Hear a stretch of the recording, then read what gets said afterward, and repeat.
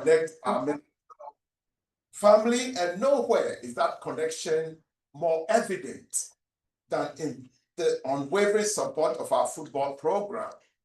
I always look forward to the fall because I get to meet new people, not only the incoming first-year students, but almost every year in my 7 years at Millersville, I meet some new football alumni at the football games. And that says a lot about the tradition that we have at Millersville. Before I go any further, I want to extend a sincere gratitude to Mike and Greg and all the others who made this event possible. I also want to pay homage to the giants upon whose shoulders we sit or we stand at the moment, particularly Coach Carpenter and Coach Cy Fritz we have here with us, and all the great people who have made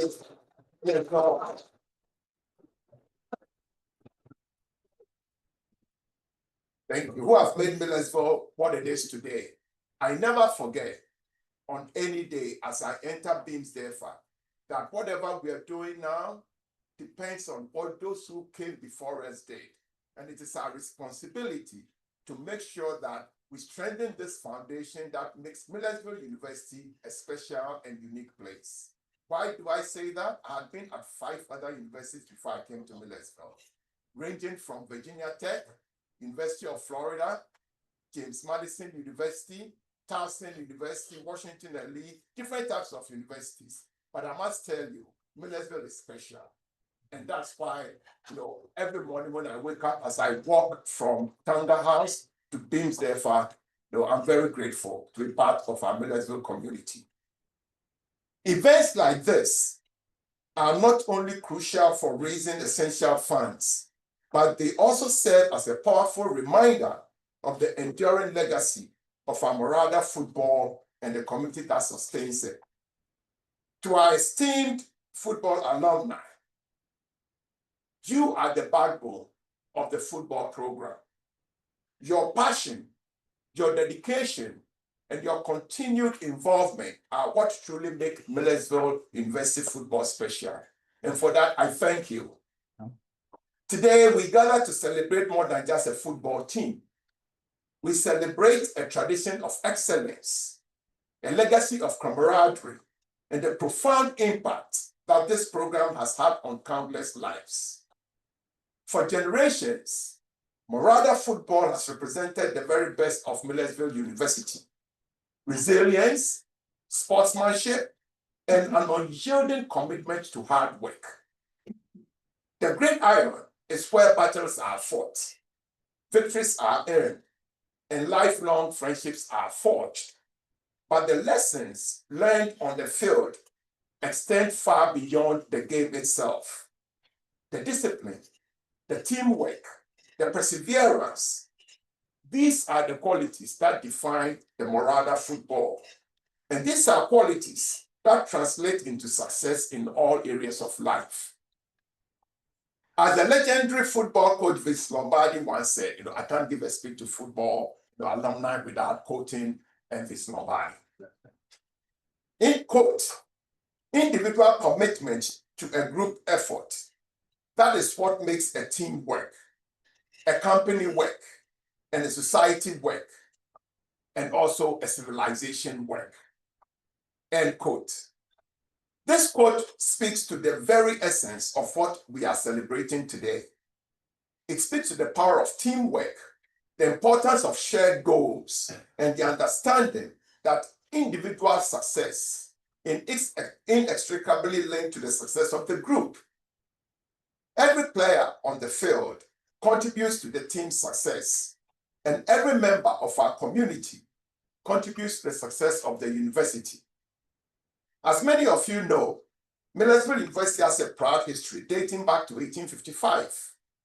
From its humble beginnings as the first normal school in Pennsylvania, which no one can take from us. As I talk to other Pashi people when we line up, they always say, oh, we're a normal school. I say, well, we are first before anyone joined us. And Millersville will always be proud for that. We've grown into a vibrant institution that is dedicated to academic excellence, student success, and community engagement. And our football program is an integral part of that history, contributing to the rich tapestry of our university story. And you, our alumni, are a vital part of this tapestry. I will be remiss if I did not acknowledge the significant role that Mu Alpha Kappa fraternity has played in the history of Millersville University.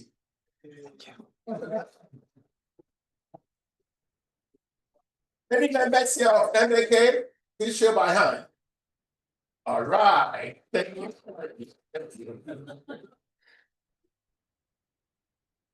For years, MAK has been a driving force of school spirit, brotherhood, and service. It's truly remarkable to see how this fraternity has not only enriched the college experience for its members, but has also fostered a sense of community that extends far beyond their time on campus. The values that MAK promotes, leadership, scholarship, and a commitment to making a difference. These are the values that as a university we cherish. The fact that a significant portion of our football team has found a home and a support system within MAK speaks volumes about the positive influence of this organization.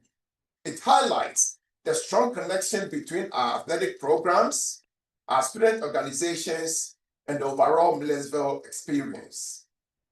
And that connection is beautifully exemplified by your presence here today and by your extraordinary generosity. The $70,000 plus that you, our football alumni, have raised for scholarships is a testament to the power of the Morada spirit. These scholarships are not just about providing financial assistance, they are about investing in the future of the university. They are about providing opportunities for talented and dedicated young men to pursue their dreams, to excel both on the field and in the classroom. They are tangible expression of your belief in the potential of student athletes. As president, I am deeply grateful for your support. I am committed to ensuring that Millersville University provides a supportive and enriching environment for all our students, including our student athletes. We are committed to providing our football program with the resources it needs to compete at a high level, while upholding the values of academic integrity, sportsmanship, and community engagement. The success of our football program and the success of our university depends on the collective efforts of many. It depends on the efforts of our coaches and our staff, the hard work and commitment of our student athletes, and the unwavering support of alumni like yourself and our friends. In closing, I encourage everyone here to continue this tradition of giving, supporting, and inspiring our football team and other student athletes. Together, we can build a brighter future for our university, for our students, and generations to come. Thank you again for being here today. Thank you for your passion. Thank you for your generosity and commitment to Millersville University. Together, let's continue to uphold the proud tradition of Morada football and to ensure a bright future for our student athletes. Thank you very much.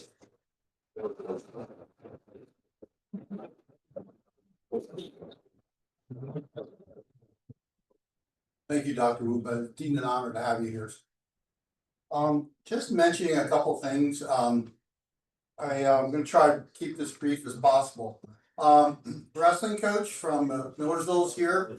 My invitation, along with Kurt Herneisen, who was just put into the National Wrestling Hall of Fame, and Jerry Boland. And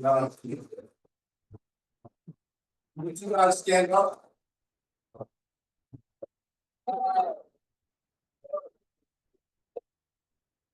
Jerry has reeled off 3 consecutive winning seasons, and he's brought a lot of respectability to the Millersville program. He is a South Jersey kid, by the way.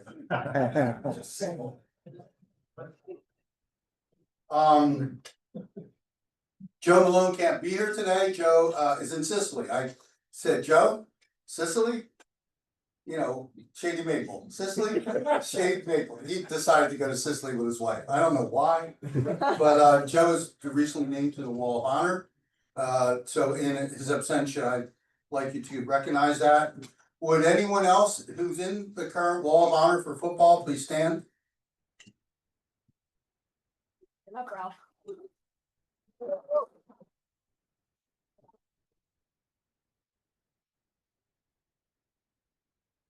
A couple other people here. We actually have someone who refereed in the NFL, and his name is John Schleier. Would John Schleier please stand?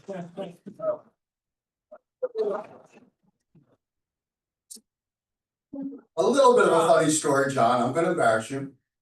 When John was in Millersville, he had the most severe case of jock rot I've ever seen.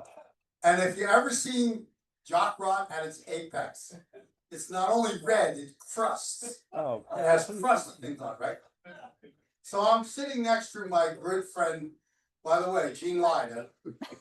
And this assistant director says, I can take care of that. So he dips the athletic director. It wasn't Rodney Benson, it was his assistant. So basically, you know, John at this point he wants anything. He dips a stick with rapid gauze into straight alcohol.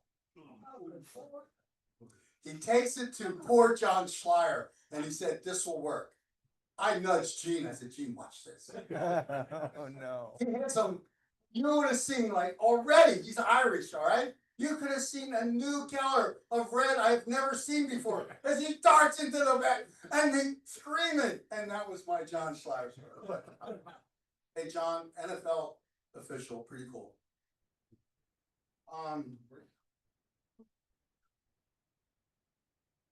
Speaking of Gene Lida, tried to make this known, and I'm going to embarrass him, but I don't care. It was my honor to work with Gene. Gene, in my opinion, to understand the analogy, was Jackie Robinson of Millersville.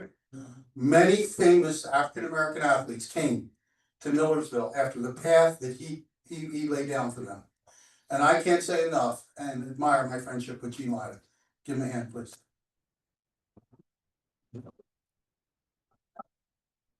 I want to thank John Ricketts for his help and organization. And of course, Carl can't be here and he would give his ID to be here, but you know, family comes first. And he's with Donna taking care of her. So, you know, if you get a chance to reach out for him, please do. He had a lot to do with setting this up. The Lombardi story, Dr. Wuba, when we were in Millersville, I believe it was my junior year when Vince Lombardi passed away. And our coach, Gene, at that time was carpenter, and he loved doing grass strokes, but he made us recognize the contributions of Vince Lombardi. And so thank you for bringing that up. One conversation I did have with Dr. Wuba was when I was nominated for the Distinguished Alumni Award, I had the opportunity to talk to you. And he was very interested, and some of you people who are around my age remember that would have been my sophomore year, 69-70, when our campus shut down. And we did not take exams that year because of the unrest around the campus.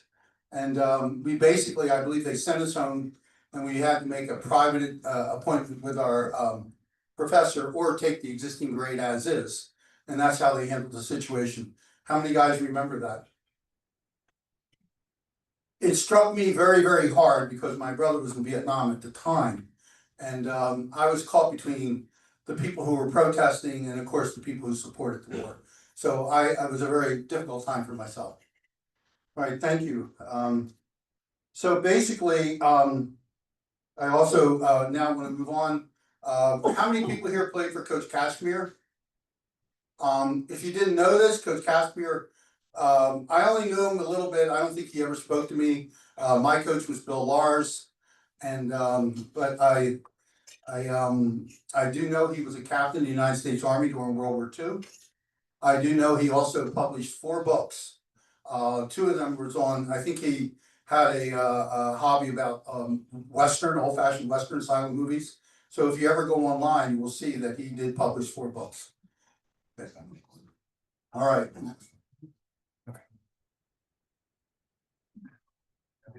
So do you want to do tributes now, or do you want to have Chelsea go? Chelsea. Okay. I'd like now to introduce the tireless worker from Millersville. Chelsea is going to give you an address right now. Thank you, Doctor. I love that you all clap for me, even though I'm the one who takes your money, thank you. I'm stuck behind a podium. Yeah, I want to start by thanking all of you. Most of you in this room give very generously to Millersville in many capacities. Some of you have individual scholarships. Many of you contribute to the MAK endowment, which I'll address here in a minute. And some of you just support the program generally.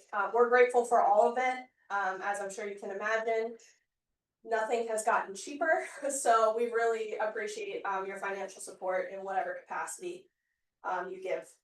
I do want to address our athletic director, Kate, sends her well wishes and wishes she could be here today. As some of you may know, we are hosting baseball regionals. We're hoping our team makes a run again to Cary, North Carolina for the World Series, but she's a little busy today at baseball regionals since we are hosting. We play at 2 o'clock. If anyone's free this afternoon, you're welcome to come join us. So I'll make sure you get in.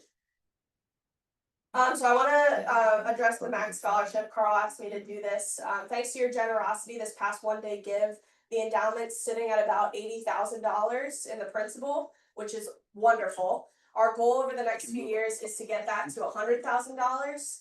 I think we're right on. Coach Morgan is going to talk a little bit about the main scholarship recipient. For those of you who don't know, the scholarship's set up so that 75% of the scholarship goes to a football student athlete and 25% goes to another male student athlete of a different program.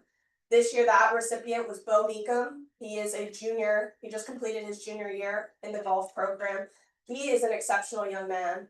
I'm hoping to set up a time this summer that we can Zoom with both Bo and Josh, the 2 recipients from this year, so you can get to know them a little bit.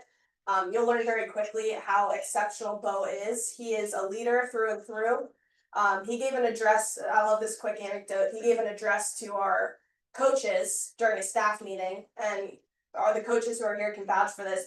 Coaches are so dry in meetings. Like it is like talking to a drying brick wall. It is really, really hard to engage our coaches. They're busy people. Hey. You're not one of them, coach. I love you. It is so hard. And as a young person, it's even more intimidating to address a room full of busy coaches. This man, I mean, he's going to be president someday. This man, the way he addressed the coaches, he was so professional. He was so articulate and well-spoken. I stood up and gave him a standing ovation. It was unbelievable what he was able to do in front of our coaches and staff. He is a leader on the team. He's a team captain, and Coach Vandergrift, the golf coach, will tell you he's one of the best captains he's ever had in history. It's rare for him to make a young person, a junior, a captain. Usually that's reserved for seniors, but he just could not resist Bo being a captain because he's that exceptional of a leader. And he was able to make the starting team this year. So he did compete in the NCAA regionals. They didn't do as well as we would have hoped, but he was able to be there and compete. The other thing I'll say about Bo is he is the president of our Student Athlete Advisory Committee, and he's done more than any president ever has in a year. One of the big initiatives for our Student Athlete Advisory Committee is to raise funds for Make-A-Wish. All collegiate teams raise funds for that cause nationwide. And if we raise $5,000 in a year, we get to grant a wish to a child. This is the first year ever in Millersville in recent history that we've been able to achieve that. So he was able to raise over $5,000 this year for Make-A-Wish due to some creativity, new events. I just truly can't say enough about Bo. I'll keep you here all day talking about him, but I think you'd be really proud that some of your scholarship dollars are going to that young man. And I'll certainly pass along when we can create a Zoom so that you can meet him, so that you get to see what I'm demonstrating. And as I mentioned, the main recipient from the football program, Josh, I'll let Coach speak to him because obviously he knows him really well being on the football team. So I mentioned, I'm going to speak a little bit to giving, where funds can be directed in the different creative ways to give. So as I mentioned, the MAK scholarship is sitting right around $80,000. Our goal is to get that to $100,000 over the next few years. I will say our scholarships for the football program are very, very healthy. Ever since Coach Morgan started at Millersville, he made it a high priority of his to grow his scholarship funding, and he's done an unbelievable job. We've received some very large, incredibly generous gifts. Our scholarships are very healthy. Our highest priority and area of need is facility enhancements for Bemis Sturfer. We're still fundraising for the stadium renovation project, which I'd be happy to talk to you about more individually. But also we need a new scoreboard. We need operational needs for the program continue to rise. So general dollars for the program as well as facility enhancements are our #1 priority. So if at any time anyone's interested in talking about that, please let me know. There are plenty of naming opportunities. And I'd like to just kind of run through some ways to give. I think we often forget how creative we can get with our giving. There's a lot of ways to give beyond just handing me cash or writing a check. Don't get me wrong, I will always take that, and I'm very appreciative. But the one I want to specifically highlight, when you turn the age of 70 and a half, you are able to take money from your IRA and donate to a charitable cause. When you're 72, you are required to you have a required minimum distribution, you might hear it called an RMD. You can take some of that and give it to Millersville at no cost, and it's tax-free. So that's a very popular way that we find people enjoy giving because it helps save them funds and prevent additional taxing on that required minimum distribution. We're also always appreciative of will and estate gifts.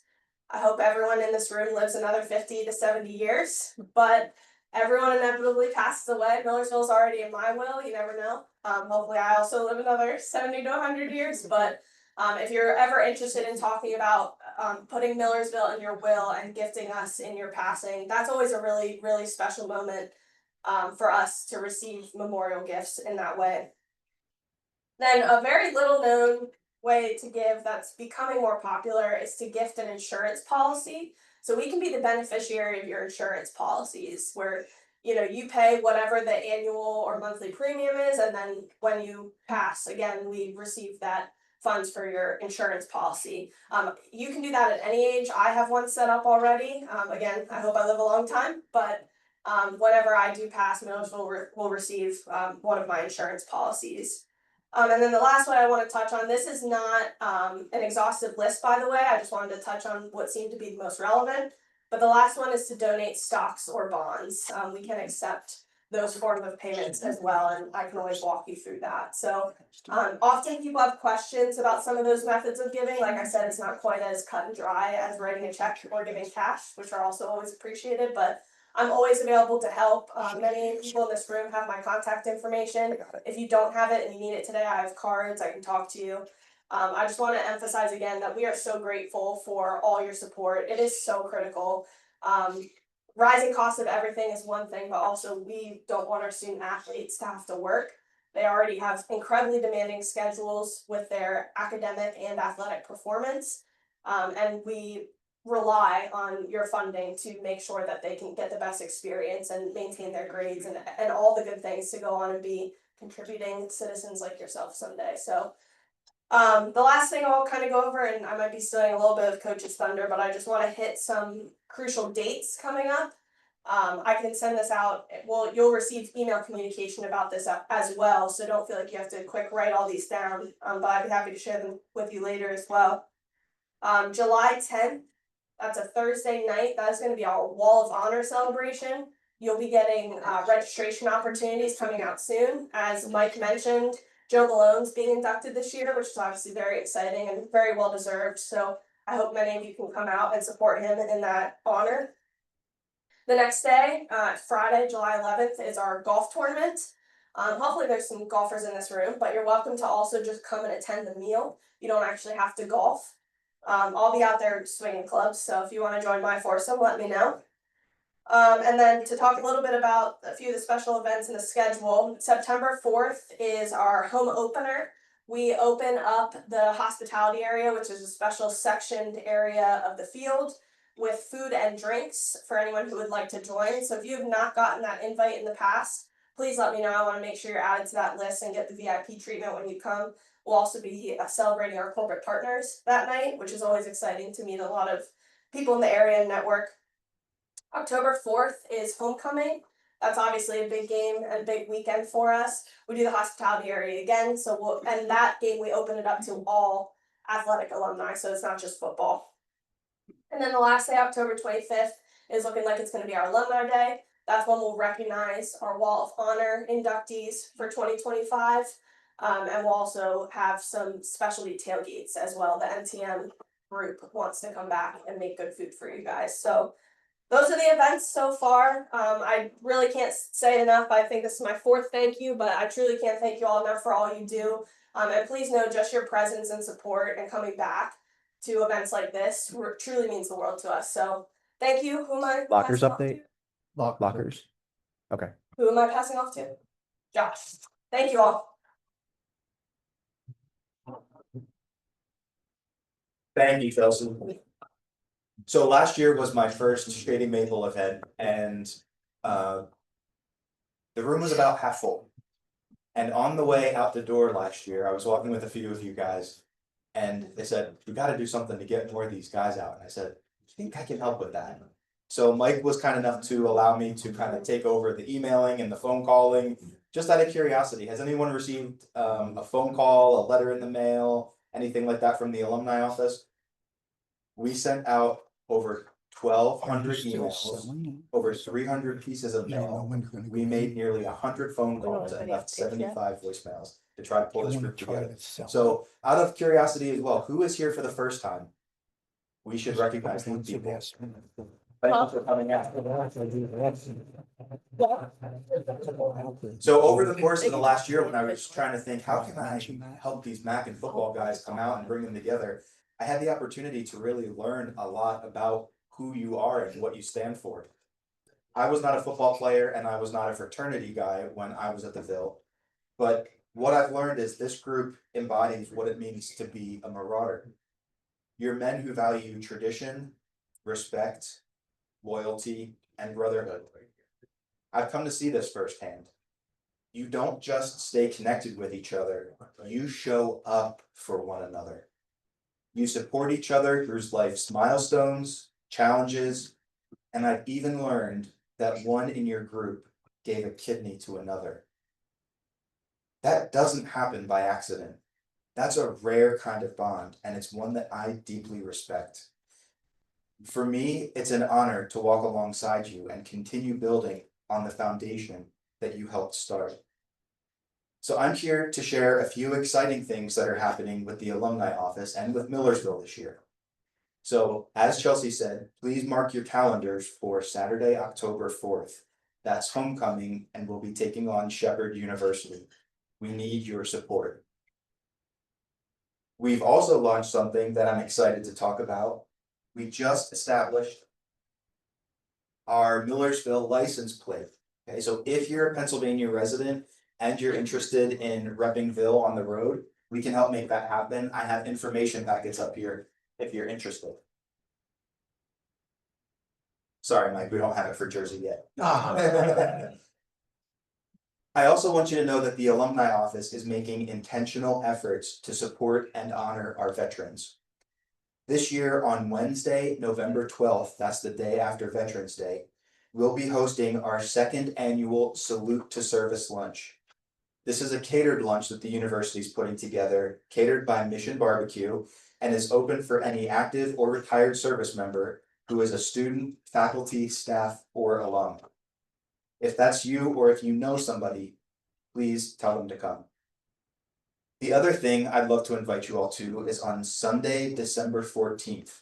Millersville, for the 2nd year in a row, is taking part in our Wreaths Across America program, and we'll be working with our ROTC students to lay a memorial wreath at the Civil War monument over by the fountains on campus. And if any of you are planning a wedding, either for yourselves, children, or grandchildren, we are hosting a wedding expo on campus this year on Sunday, November 9th. This event is going to be a great opportunity to learn not only what vendors are alumni, if you're local and you want to use local vendors, or how you can actually get married and use the university's facilities if you want to have a ceremony at the pond, at the lake, sorry, at the lake, or something like that.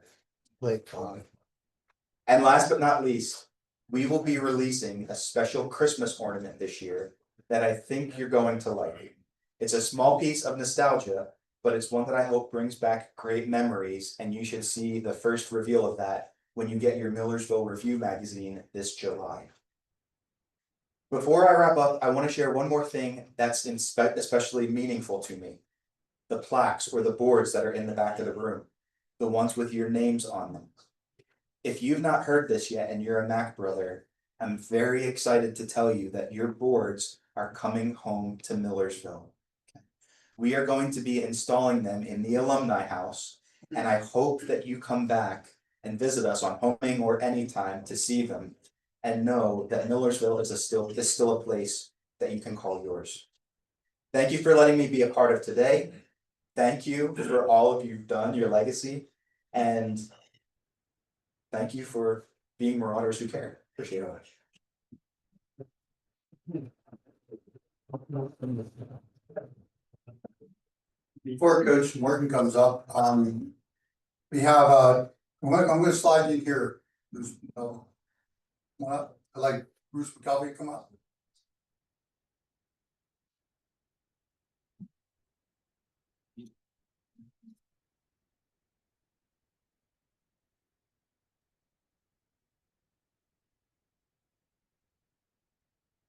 Little special thing we're throwing in. Got the wrong polo on.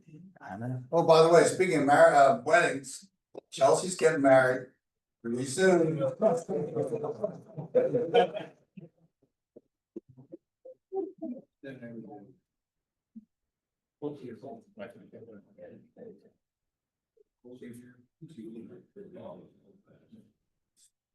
Mike asked me if I would take a few minutes and just say a few words about a special person in my life and someone that's been special to a lot of athletes, non-football athletes, and that's Coach Cy Fritz. Okay, Cy's at table sitting right with us.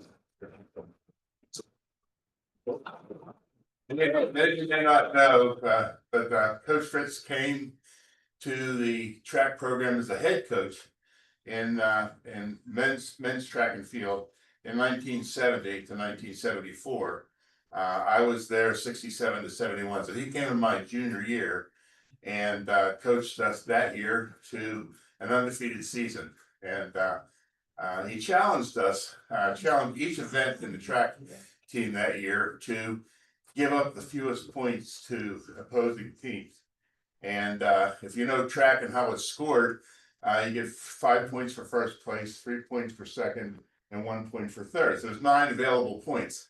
So he challenged each event to come up with the lowest score to other teams. And I was a discus thrower. That's all I did was just discus. And we had a ringer. We had a guy by the name of Carl Bivens who ended up becoming a national champion in discus. Myself, another guy, Joe Giese, there were about 4 or 5 of us that threw. And Coach Fritz offered us a reward, the event that gave up the fewest points to opposing teams. He would take us to the smorgasbord at the time was Willis Street, okay? He would take us to Willis Street on his dime, and we would fill ourselves with as much food as we could eat. So the discus group won that event that year. We gave up 0 points to opposing teams in our dual meet season. So we took 9 points in every meet. And so he held good to his word, took us all over there, and I think we totally embarrassed him that we ate more food than he could imagine. We starved ourselves for 2 days, and we could put away some food in those days. But in those years that he was the track coach, he had a 41-3 win to loss ratio. Okay, in that, and a lot of people may not know he was a cross country coach far longer. He started in 1969 in cross country till 1985. Just some of the awards he had ICA 4A titles in 1978 and 1981. The PSAC championship in 1979. In 1981, it was the first and only NCAA Division II national championship by our cross country team. I think there were what, 5 All-Americans on that team, or two All-Americans on that team. But I think you've coached 5 All-Americans in your coaching career, okay? Cross country in 1984, they were the NCAA Eastern Regional Champions. And in 1981, Coach Fritz was the National Coach of the Year. So he had quite a career in cross country and in men's track and field. Unfortunately, in 2012, Millersville University, as a result of Title IX, I believe, did away with the men's track and field and cross country programs. They still have, I believe, a women's program, but they no longer have a men's program. And Coach Fritz, wanting to continue his legacy and supporting male athletes in those 2 sports, founded the Cy Fritz Charitable Foundation, which supports men that want to compete in those events. It still does to this day, I believe. So, Coach, we want to thank you for that. We want to honor you for that.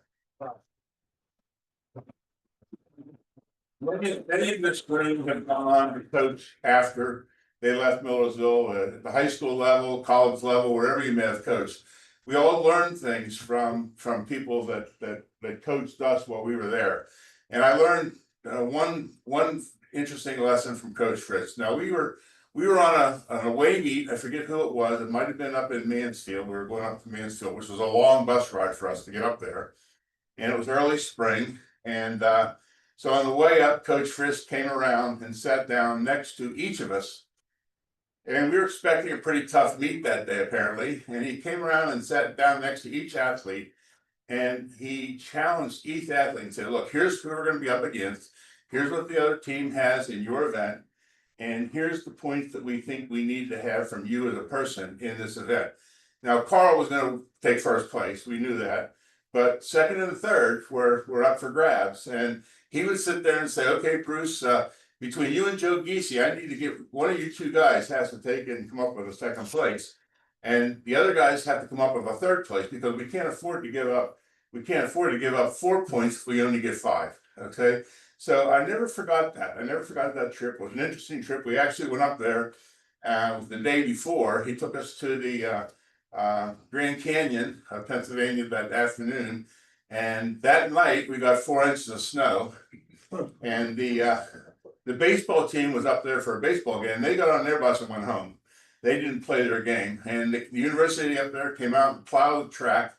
And then it was a couple lanes of pavement inside a cinder track. So the cinder track was covered in snow. So they plowed the inner lanes of macadam, and we held our track meet and we won. Okay, against Millersville that day, and we came home. So that was a problem, but I never forgot him coming around and sitting with each athlete. And later, when I had a chance to be an assistant track coach at Abington High School after I left Millersville and coached the discus throwers and shot putters, I never forgot that. And we would go on meets where we were going to have a close meet, and I would always take and try to use that same technique of sitting with each athlete and saying, look, this is what we expect you to do today. We know you can do it. Here's what your opponent's going to be. Here's how far we think they can throw. And it was very, very useful technique that we use. So we all learned from our coaches. And Coach has the record, I believe, in the highest winning percentage of any coach to ever coach at Millersville in any sport. So that's quite an honor. So Coach, thank you. Thanks for your contribution to male track and field and cross country athletes. And thank you for your continued work today to support male athletes in university competition. Thank you very much. Thank you. You'll get some. Thank you. Yours is on the floor, Mike. No, Mike. Oh. Before we go, Coach, a little bit about Cy, and also, we also have the voice of Millersville football for over 50 years. Dean Ferris is here. Can you stand up, Dean?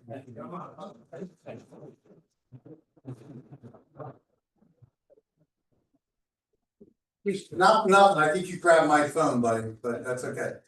Yeah, okay. Before Coach was Fritz was a track coach, he was also a wrestling coach. And Buzzy and I made the finals at States one year. And of course, I wrestled 3 matches prior, I had my old uniform, used to button through the crotch. And I would pull these heavy wooling things over. And I, of course, being nervous, I used to go to the bathroom once and back and forth, back and forth. So what happened was, I make the finals, Buzzy made the finals, and here we are waiting to wrestle. And then they announced it, and they said, now wrestling from Millersville, from Pensacola, New Jersey, Mike Panarello, and I go to take my pants off, and all I had on was my jockstrap. Now, if you can picture the red face of John Schleier, then you can get me. True story. Okay, I'm gonna introduce Coach now, then we're gonna break for a bit. Coach is gonna give you an update on the team. It has been my singular honor to make friends with Coach. And I look at this gathering and I thank Chelsea and I thank Josh and I thank a lot of other people. But Coach makes it, and he's the key. He's the linchpin of this whole thing. So I really appreciate.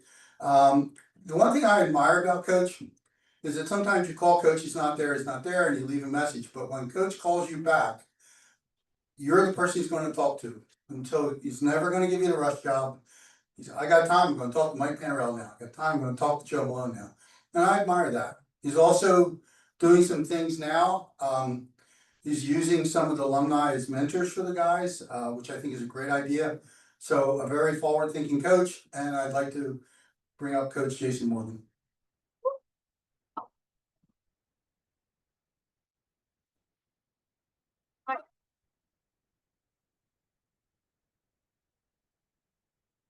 Great day to be abroad, everybody, right? Sir. Nah, hell no now. Great day to be abroad, everybody, right? Yes, There we go. And if you have to take time for Mike Panarello and Joe Malone, you gotta take time. But I really enjoy talking with them and everything. As always, I appreciate you guys inviting me out. It's truly a highlight of my spring. The guys are home now. All right, so we finished up with exit meetings the last couple of weeks. Met with 73 young men, and now knowing what they're doing for the summer and getting the layout and moving forward with them, can focus our attention to recruiting for the spring, recruiting for this upcoming fall with the transfer portal, and we can talk about that because I always get questions about that. But then also just being able to come out and do events like this and engage with alums. Every time I get the call and it comes up, Shady Maple. Yeah, count me in, right? I don't have to say much, but I will tell you, I was thinking about you guys last week. And I say that because we actually had, we did a thing on campus this year with our spring roster, and it was a season-long competition. And they earned points for different things, for doing team events together. And we separated them into teams, but within their teams, they got bonus points for having a meal together. Going to other sporting events and supporting other programs on campus, for getting a high mark on their academics with their exams. If they got a 90%, it was bonus points. So a lot of different ways to earn points. There was a lot of different ways to lose points too. You show up late, you got taxed a point. But at the end of the day, we had a competition, and the winning team, one of the prizes was an all expense meal to Shady Maple. So they got very competitive, and we were here last Monday. And I tell you right now, I'm still feeling the effects of it. So I only had like a half a plate today, because last Monday I don't even know how I got home. I got in the car, next thing I know I was in Carlisle. So that was something there. But anytime I can get out here to Shady Maple, count me in. Shout out, I see Mrs. Carpenter over there, and really cool. That Mrs. Carpenter stays connected with the program. One of the things I'm well aware of is the impact that Coach had on you guys, and just the fact that Mrs. Carpenter, you made the trip and you stay connected with these guys in the program. That does mean a lot. So thank you, President Wuba.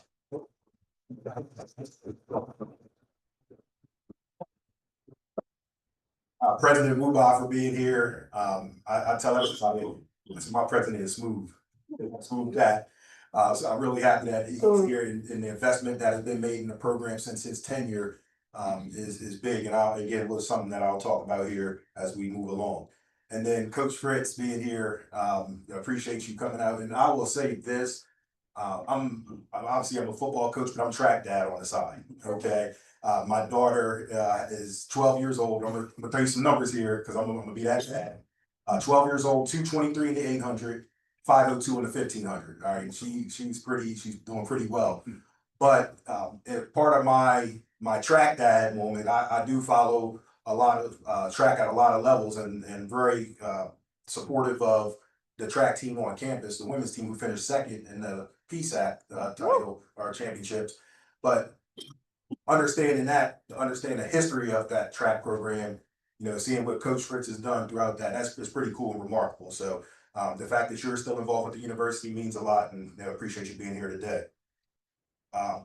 This event warms my heart, and here's why, and it kind of aligns with our mission statement as a football program. When I talk to recruits and I sit in front of them, whether it's individually or as a group, the first thing I tell them is, why does Millersville football exist where we are right now? And at the end of the day, there's a lot of things that are important, but the primary thing is lifelong relationships. All right, and yes, you go to school to get a degree. We all understand that. Okay. But I will tell you this, 20, 30 years from now, those young men won't remember the square root of hypothesis. Okay. And they may not remember who won the war in 1800 in Europe or something like that. And maybe there's some math and history majors here that are cursing me right now. But here's what they do remember. They remember the people that went alongside of them in the journey. They'll remember the locker room moments. They'll remember the buses and the hotels. And understanding that when they leave Millersville, the guys that are behind them in their wedding ceremony are most likely going to be the brothers that they were in the locker room, sweating and bleeding with them. And when they have children, the godfathers to their children most likely going to be in that locker room. And as you go through your life events, those guys will be there for you all the way to the end. And I've seen that firsthand. And today is a perfect reminder of what it's really about. And so I do look forward to this, and it motivates me to go back and really connect with our guys about, what this experience is all about. As always, I feel, compelled to say that I'm blessed to be a part of the Marauder family. I get to work with great young men every day. So to be a part of the Marauder family is special to me. And I will tell you this semester, we can talk about last season too, but this semester was one of the most enjoyable semesters I've had as a coach. And it's really because, and getting to the meat and potatoes, we got after this winter. We do these winter runnings and these lifting sessions, and we got after them. And I told them ahead of time, I said, guys, you come back in January, your beat is mine. Okay, and they knew that they were going to get it, but they embraced it and they wanted it, and they took that all in, and that was really great for them to come together, and so be able to work with those guys, bringing in a new staff, which again I can fill you in on that, and then just getting the support that I get from you guys and that we collectively get from the alumni is really special. So that's why I'm blessed to be in my position right now. So Chelsea mentioned a couple of the dates there with the Wall of Honor and the golf outing. Hope you can make that just another chance to reconnect. I will also say, and correct me if I'm wrong, that the Wall of Honor event for the first time will be held on campus. Okay, we'll have it on our campus in Gordonier Hall. So just something that we're looking forward to on July 10th there. Okay, some other things that we're going to try to continue to expand on. In the past couple of years, we've had pop-up happy hours. The last couple of years, we've been at in Montgomery County at Brothers Kirshner, which is a brewing company owned by one of our football alums. And then we're looking to continue that, but also being able to expand that in other areas, and then even starting to do those things locally as well. So we'll get that out to you. Come by, let's have a drink and just connect, and that's all we're trying to get out of that. I'm not walking around with envelopes or anything like that. Chelsea will, but I won't. But really, it's just any chance that we can get to reconnect, I'm all for it, and we'll push that around. We talked about the Wall of Honor with Joe Malone being in. Can't believe it's been year 5. We're going with the Wall of Honor, and just one of the joys that I have in my position is to be able to make the call and let them know let the person know that he's been selected to the Wall of Honor, and to get the reaction, to get the emotion, it's pretty special. It's pretty special to me. I feel like that guy in the Pro Football Hall of Fame that knocks on the door at the hotel. But yeah, it is special for me because I see how special it is to those guys who get the call. And understanding when you get on that wall and you get recognized, there's nothing anybody can do to take that award away, and your name will be there forever. So it's pretty cool there.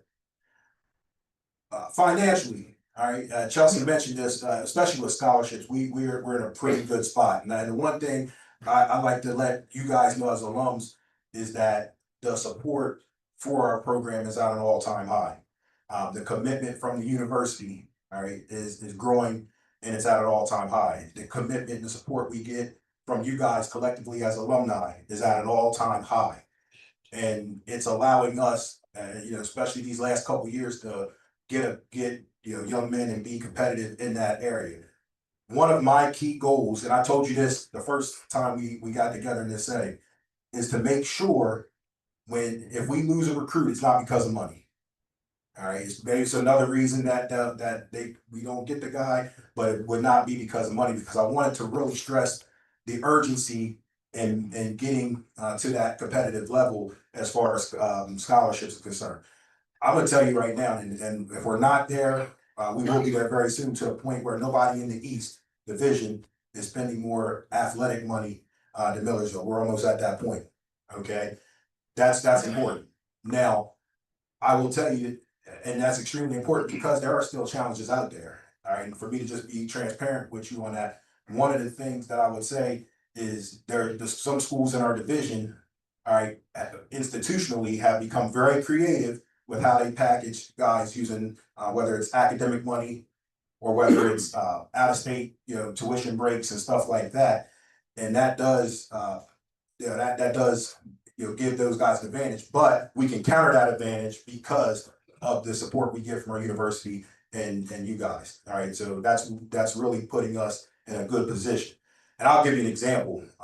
We were going after a guy this year out of Delaware, and defensive end, and I mean, if he walked in the room, everybody go, "Holy shit, with that guy!" I mean, that he looked the part, he played the part, he flew around, and what happens? We go visit him, everything's great. Now he's going against another school in the division, or we're going against another school in the division, and right off the bat, you're looking at there's like $8,000 to $9,000 in total cost for Kutztown versus Millersville as far as out of state's concerned. So we're behind the eight ball already. Kutztown, who does not have they don't have a lot of money, but now they're already packaging, getting an academic, some academic grant money. All right, and then a couple breaks, and next thing you know, for us to be competitive with that, Kutztown puts out $2,000 athletic money. We got to put up $10,000 to get close. That's over time. That's a big difference. But again, we're in a position to make those attempts just because of where we are from an athletic standpoint. So yes, we are sitting good, but I do want to relay a message. You heard this message before. I think he's okay. We are one decision maker away. All right, one decision change away, or one decision maker change. 2 children. All right, from that momentum going away from us. Niece. And the cost of academics and the cost of attending universities is at an all-time high. It's not going to stop. Okay, in-state total cost right now, $24,000. Okay, out-of-state cost, total cost, $36,000. This is Millersville. All right, then, and I've heard guys say, "Well, I paid $435 to go to school when I back then." All right, but it's we are as you said it, but it just really shows that we have to keep pace, all right, and go there. So that's where we're at. Coach, did we get that guy? No, we did not get that guy. But again, I do say we're in that boat that we can be competitive with some guys. We can't do that with all the guys, but we can be competitive with some of those guys. But the one thing that I will tell you is, and Chelsea can get out the numbers, I don't know all the specific numbers. Our named and endowed awards have significantly jumped. All right, since we got things started here in 2018. All right, to the tune of like 4 times the amount of what we are what we were spending from those accounts. The last few years, and that's tremendous because that's money that will roll forward forever, especially those endowed accounts. So when we're talking about growing those principles and stuff, that makes a really big difference. All right, because that money will never go away. Okay, and what they don't do so propriety, that's it. Perpetuity. Perpetuity, yeah, there you go. Close enough. Feel important now, so. But no, that really goes a long way there. Word that All I right, never used. and then just having that commitment from Dr. Wuba and the rest of the administration, Kate as the athletic director, continuing that has been big. So, talk a little bit about the state of the program. The best way to describe this off season was it was a season full of changes.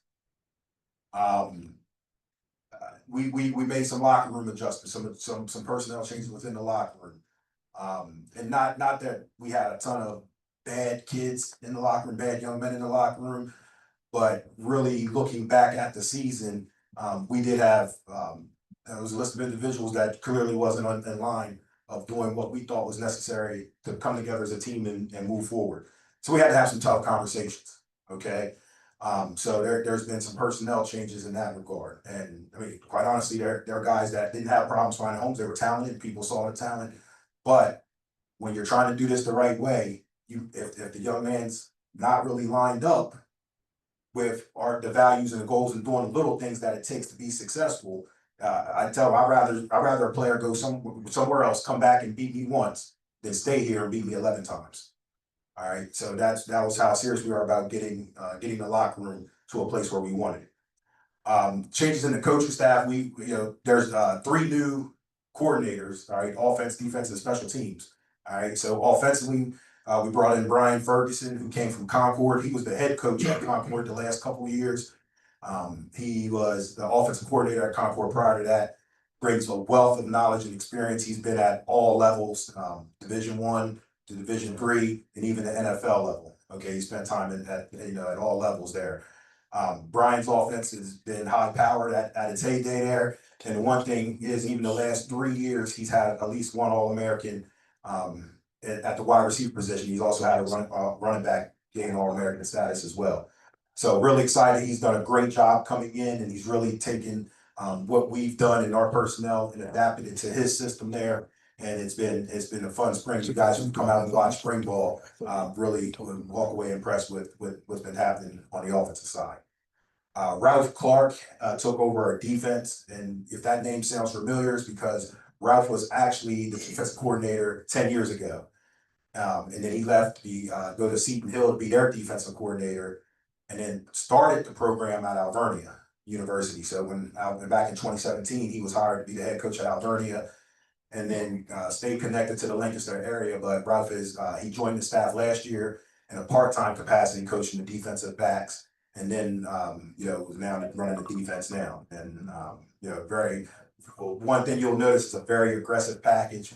Those guys don't sit still. Those guys move around, and we want to play football on the other team's side of the line. And Ralph's system has really led to that. And then we brought in Gerard Wilcher, who's coming in. He's going to coach the defensive backs, and he's also a special teams coordinator. He joined us from Western Michigan, and he spent the year there as an analyst on their staff. Prior to that, he was the head coach at Morehouse College, and before that, he was the DB coach at Rice, or corners coach at Rice University. He has spent time in this part of the country because he was a defensive coordinator at Lehigh, and then he was defensive coordinator at Delaware State, and then also being in the PSAC where he was at Seton Hill. So a lot of knowledge, a lot of experience, and really the thing I'm really happy with is there's guys in those positions that have sat in my chair, and I can vent, they can relate to me, and they can provide sound advice. So I'm really excited about those moves. We also brought in Ronald Jackson to do our defensive line, take over at defensive line there. He's a PSAC guy. He played and coached at Lock Haven, spent last year at Lycoming, and again, guy that knows our recruiting areas very well. He's a sharp young coach, and he gets after it very well. One of the things with Coach Jackson, I'll share this with you. His philosophy is, well, I can't leave until the head coach leaves. Little does he know, I'm in there till 9, 10, 11 o'clock sometimes. All right. And so he, you know, I think he was kept looking at the watch because I think by principle, he was just like, I'm not leaving until JC leaves. And then I'm sitting there, I go back to the office, I do some work, you know, I go back, check in on the guys in study hall because they were in that night. So I'm checking on them. I go upstairs and, you know, print some papers and just doing some things. Well, I decided to go get some dinner. So I'm gonna go get dinner and then I'll come back. Well, he thought I was leaving. Yeah. So I'm walking back in, he's walking back out. He said, "Hey, what you doing?" I said, I'm just got some dinner ready, get back to work. He turns around, shuffles in. So he just a hardworking young man and real happy with him. He's gonna really make that defensive line group go. So as we come into this spring, it's really one of those things where the guys have really they worked hard. And I know we have some guys here that have come to practice and checked them out and everything like that.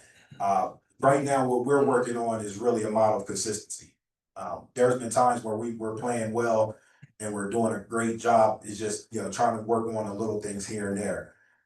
But what you see in the spring kind of lines up on some of the goals that we had going into the semester. We were coming back from Edinburgh, and I was on the bus. I just, you know, wrote down a long list of things that I wanted to kind of solve the problems of the world at that point. But when we get down to it, it was three things that I really wanted to focus on. And in order, and I wrote it on the board so everybody could see, was one, we wanted to come together as a team. I just felt like we were not really on the same page across the board. The second thing I said I want to do is eliminate the lames. All right. So what's the lames? All right. The lazy, arrogant, mediocre, and entitled. Okay. So lazy meaning they don't want to work. Arrogant, they think they're better than what they are. Mediocre, they ain't that good. And entitled meaning they think they're more valuable and think they deserve or they should deserve more than they earn. So we wanted to eliminate the lanes, and then it comes down to the third part was we just wanted to establish what it meant to have maximum and consistent effort on the field. Quite honestly, we practiced like crap in the fall. So these were the things that we kind of wanted to hang our hats on, and these guys checked the boxes at all levels. We've done a lot to come together as a team, just really doing some things to really provide a structure that would allow that to happen. The second part really is in terms of getting the lanes away. That was just some postseason work that we had to have hard, honest conversations and send guys moving. And then just the maximum effort, you know, just flying around the field and playing at a fast, hard tempo. We did a great job of that, but I will tell you, we need to be more consistent with that. So we're not there yet, but we do feel like we're getting close there. One of the changes with, you know, change players, change coaches, we also talk about changing our approach and specifically how we were going to hold guys accountable and really change that mindset. But one of the things I did myself was I took over the strength conditioning. I like to think it's probably, you probably would consider it like an old school mentality of how you do things. I love our strength coach. We had a good one prior to that. Coach Regensburg was a great strength coach. The new era of strength coach is when you have the conditioning workouts, you run 5-10 yard flies, you do a couple of speed things and call it a day. And we had to figure out who really loved football. And there was no better way of really figuring that out by getting them out on the football field at 6 o'clock, you know, every Tuesday and Thursday when it's 25 or 30 degrees out there, even colder, but really figuring out who loved football. So I'm gonna just tell you right now, if you want to know how our conditioning program went, I'm not an expert. I can't, 75% of this and 85% of this. I can't tell you I'm the expert at that, but one of the things outside of getting conditioning, I'm gonna tell you is we had to figure out who wanted it and who wanted to play and who was willing to give whatever they had, whatever they could to be successful. Who was willing to pay attention to the details and who was willing to go that extra step, all right, to compete and get that ingrained into our hearts and our athletic spirit. So that was a big thing coming out of this winter, and we really got better. And again, I think not only could the coaches see who they can count on, but the guys could look all around that room and figure out who they could count on, and that was big. Okay, So we're really in a good spot in that area.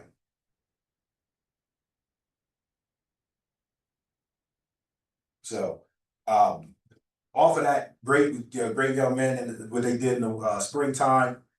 Penn Manor youth flag football. They volunteered. They went out for every Sunday in the month of April. They were out there working with the kids. I was at John Hers at the grocery store, and parents coming up to me and just saying how they enjoyed our young men.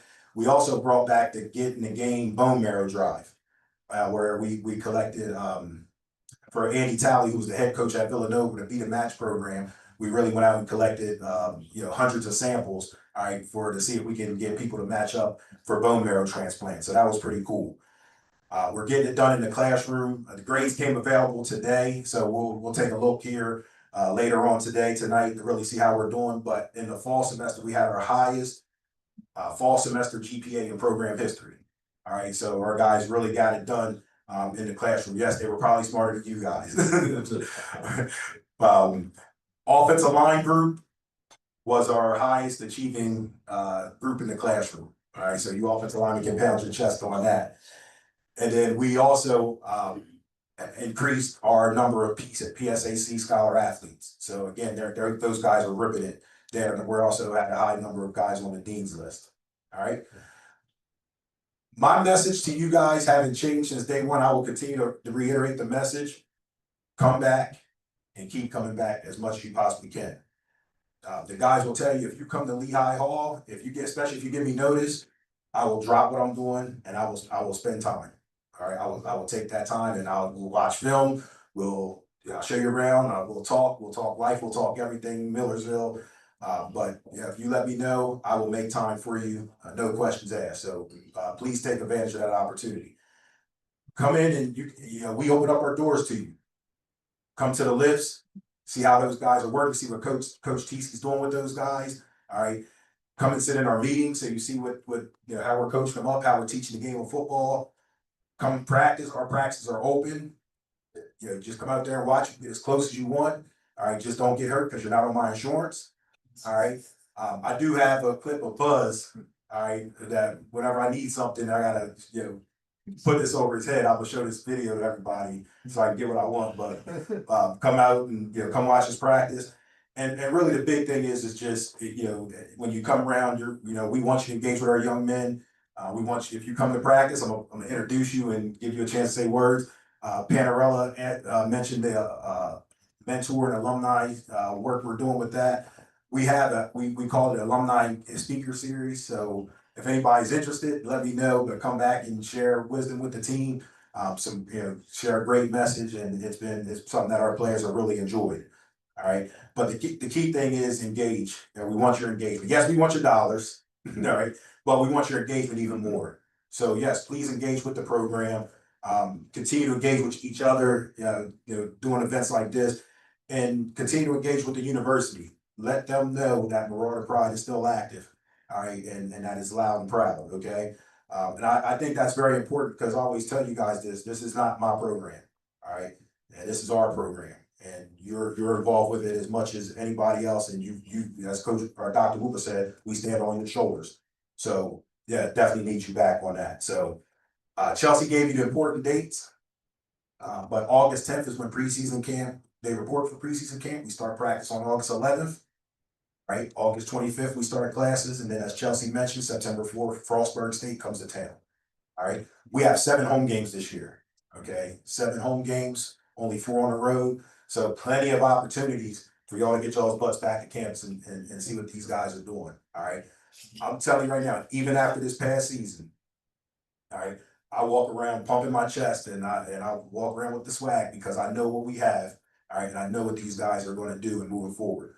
I did have, and I was so fired up about the spring, and I will tell you a quick story that when we had our second scrimmage, some of you guys was out there checking it out, but I had a buddy of mine who actually was a head coach in the PSAC, several years ago. He comes out and I invited him to watch practice, and afterwards I just said, "Hey, what do you think? Just look at it and tell me what you think." And he said, "Hey, man, you guys are tough, man. I'm pointing out the guys and I'm just saying, like, look at this kid. He's a first year guy, sorry. This guy's a second year guy. This guy's a junior. I'm just pointing out. I'm saying, damn, we're still young. We were young last year, but I was like, damn, we're still a young team. And he realized that. So he came to the second scrimmage, and then he comes to the spring game and watch the spring game. And we go up to Mix in Mount Joy. And so we're sitting there, and I said to him, I said, what do you think about this team, man? Tell me what you really think. And he said, man, I don't know if anybody wants to see you guys in 2 years. Now, my players, my wife will remind you, will tell you this all the time. I'm not the most patient man. So we're not in that 2 year mode. And the challenge I told these guys, all right, as we left the spring in the team huddle was, we know that we got a lot of potential here. We know that we're going to climb and we're going to get to that place. The question is, how soon do we get there? And the urgency to get there is at an all-time high. So if they tell us 2 years, which is, I can see why somebody will say that with reasonable expectations. How do we make 2 years, 2 months? And that's what we're working on, having that consistent urgency to really shrink the gap to where we are to where we want to be. All right. I will put the donation plug in, but really, I can't thank you guys enough for everything you've done for the program. Chelsea mentioned the MAK scholarship as being one of the things. Josh Dennis actually walked across the stage this past weekend, and he's from Upper Darby, PA. He started at left guard this year. He actually started the season at left guard, but injuries put him out the right tackle. So he did a lot of different things, and he was playing at a very high level. But I will tell you that Josh, he's not a captain. He probably wouldn't be one of the guys that people look to as one of the leaders, but he is the spiritual guy. We have Pastor Dan DeVinny, who's our team chaplain, and he runs Fellowship of Christian Athletes. But Josh is up there, and they look to Josh for his guidance and his leadership. If Pastor Dan's not there, and they say we need a pregame prayer, we need to bless the meal, Josh stands up and he takes charge of that. And he's the reason why when we first got to Millersville, we would have a handful of guys participating in FCA. Now Josh, and his involvement in getting guys involved, we're in the 20s and 30s, with Pastor Dan on a weekly basis. So Josh he walked across the stage last week, but he will be coming back in the fall to finish out his last season as a grad student. And I'm very happy for that because he actually was playing very good football prior to the other injuries that happened. He had to go out the right tackle, and that kind of wrecked his progress a little bit. But everything's on board for him to be at his natural spot, and I know he's going to have a strong year. So Josh was last year's recipient. This year's recipient is Nick Romano, who's a 4th-year safety. He's a senior out of Westchester, PA. All right, Bishop Shanahan. All right. He started 11 games last year at the safety spot, and he is one of our captains. He was newly elected as a captain at the end of spring. Nick's a great guy. I mean, he's awesome. He's the leader back there in the secondary. He makes the calls. The one thing I will tell you about Nick is that he spends more time in the office than any other player because he's connected with Coach Clark. He wants to know everything about the defense. And it's a big difference when he's not there because we lose a lot of that communication, a lot of that on-field guidance. And he's just a really solid guy. And he has a great supportive family, and we're very happy that he's back. He's also our backup long snapper. And I'll tell you a quick story with Nick being the backup long snapper. Aaron Reese is our returning long snapper, and Aaron Reese is a very good long snapper to the point where some teams are calling us at the next level about Aaron Reese's long snapping ability. He's that good. All right. Well, we're ready to play a game. This is back in 23.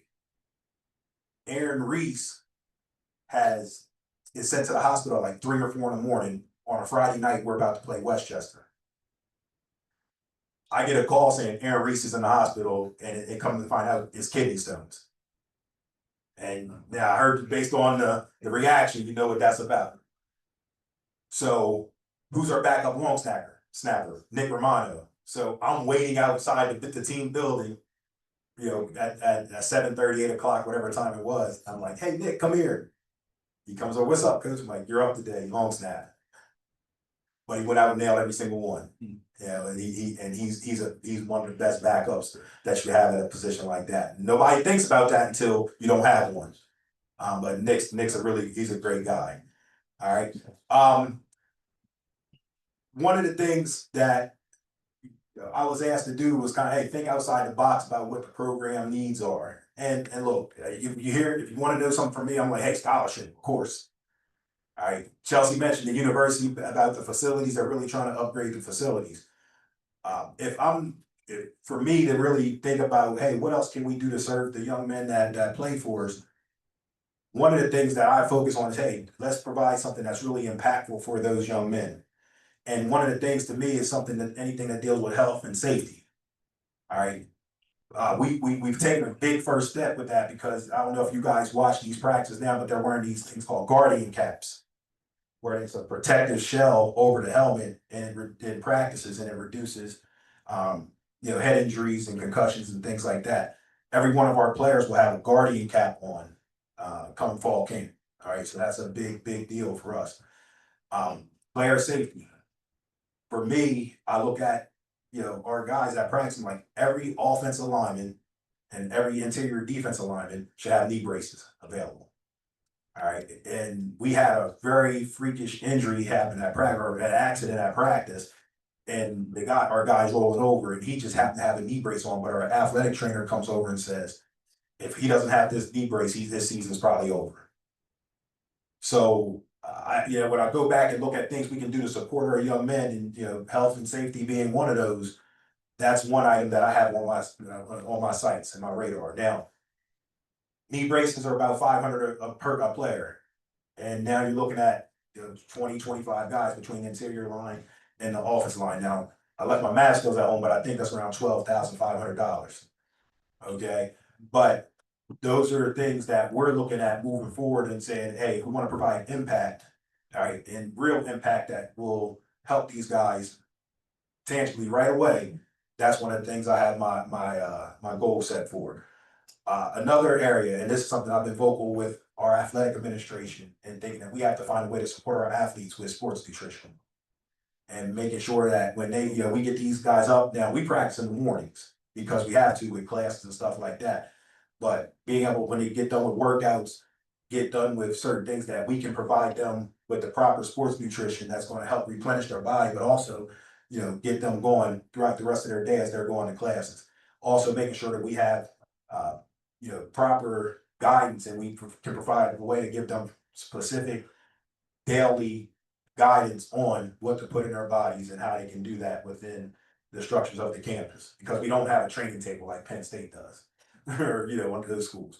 So really trying to get something in line so that not just football players, but all athletes can benefit from having some resources to that area, and we're going to need help with that. So again, if I'm being asked to think outside the box, that's what I'm thinking about, to really get our guys in the best position to be successful in many different ways. So you're going to get some literature from us that real soon about how that can be there. And if you're looking for different ways to support, that's one of the ways. So I appreciate you considering that there. All right. So thanks for your time. I took up enough of it, but appreciate it. As I always say, it's a great day to be a Marauder, but every day is a great day to be a Marauder. God bless.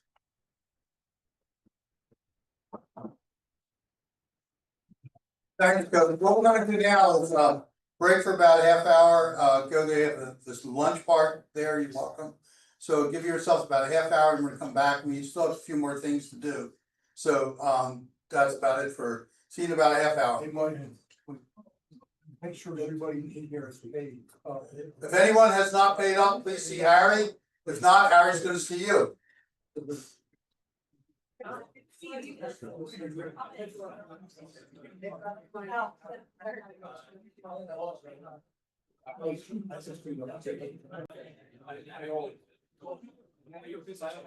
we're gonna get started again, if you can get your seats. Yeah. Thank you. Of course.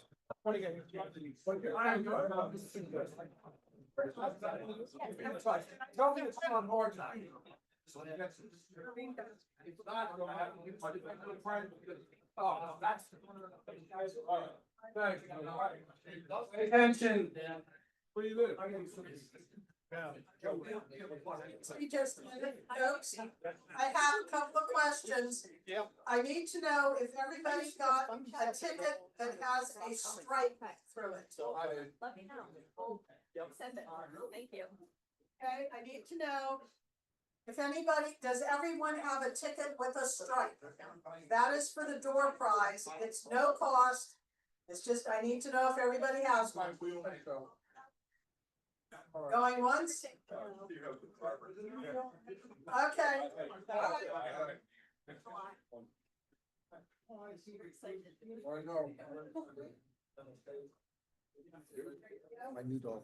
Adorable. They're so cute. This one is mine and that one I gave to you. Aw. And that's my niece, and we're taking my niece and my son to Storybook Land this weekend. You been there? Yeah, one time, long time. While ago.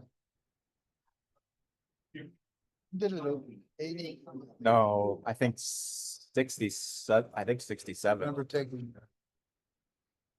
Here, got my. Your work for this, Mike. Okay. Always awesome. You leaving?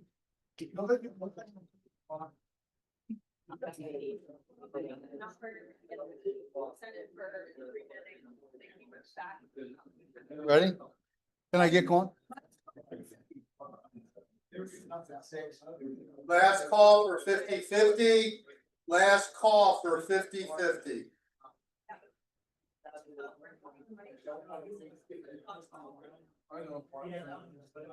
Last call for 50-50. Thank you, Josh. Thank you, Taylor. Good to see you. Good to see you. Chelsea, you move the number out. Oh. I do accept bribes. Chelsea's gonna pull the number out. And also, before I leave, there are some giveaways up here. We have like koozies, little pins, notepads. Please help yourself. If anything runs out, if you'd like some, shoot me an email. I'll send it to you in the mail. All right, I got Chelsea's gonna do the Ooh, thinking I'll for bet. the Literal hat. Get it, Chelsea. Pick one. This is your prize. Yes.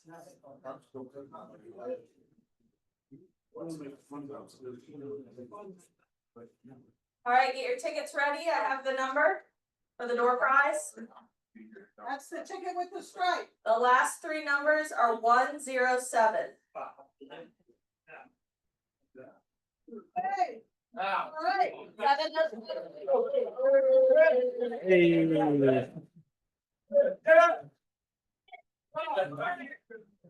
I got you, Ralph. All right, we're totaling up the money for the 50-50. Good job, Ralph. Can't win this crowd. I won't pick Ralph.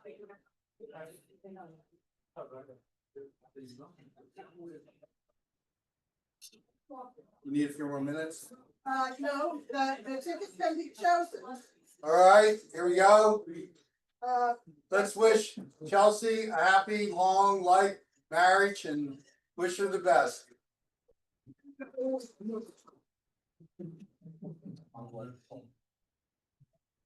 All right, the last three for this are 038 for the 50-50. 038. All right. Okay, I'm working on something. I'll be back. I'm working on the money. Okay, we have to move along with the program now. What we're going to do is I'm going to turn it over to Josh in a minute. A lot of people realize too that Bill Davis is not able to come. For those who are not familiar, Bill was exposed to the Gulf War syndrome.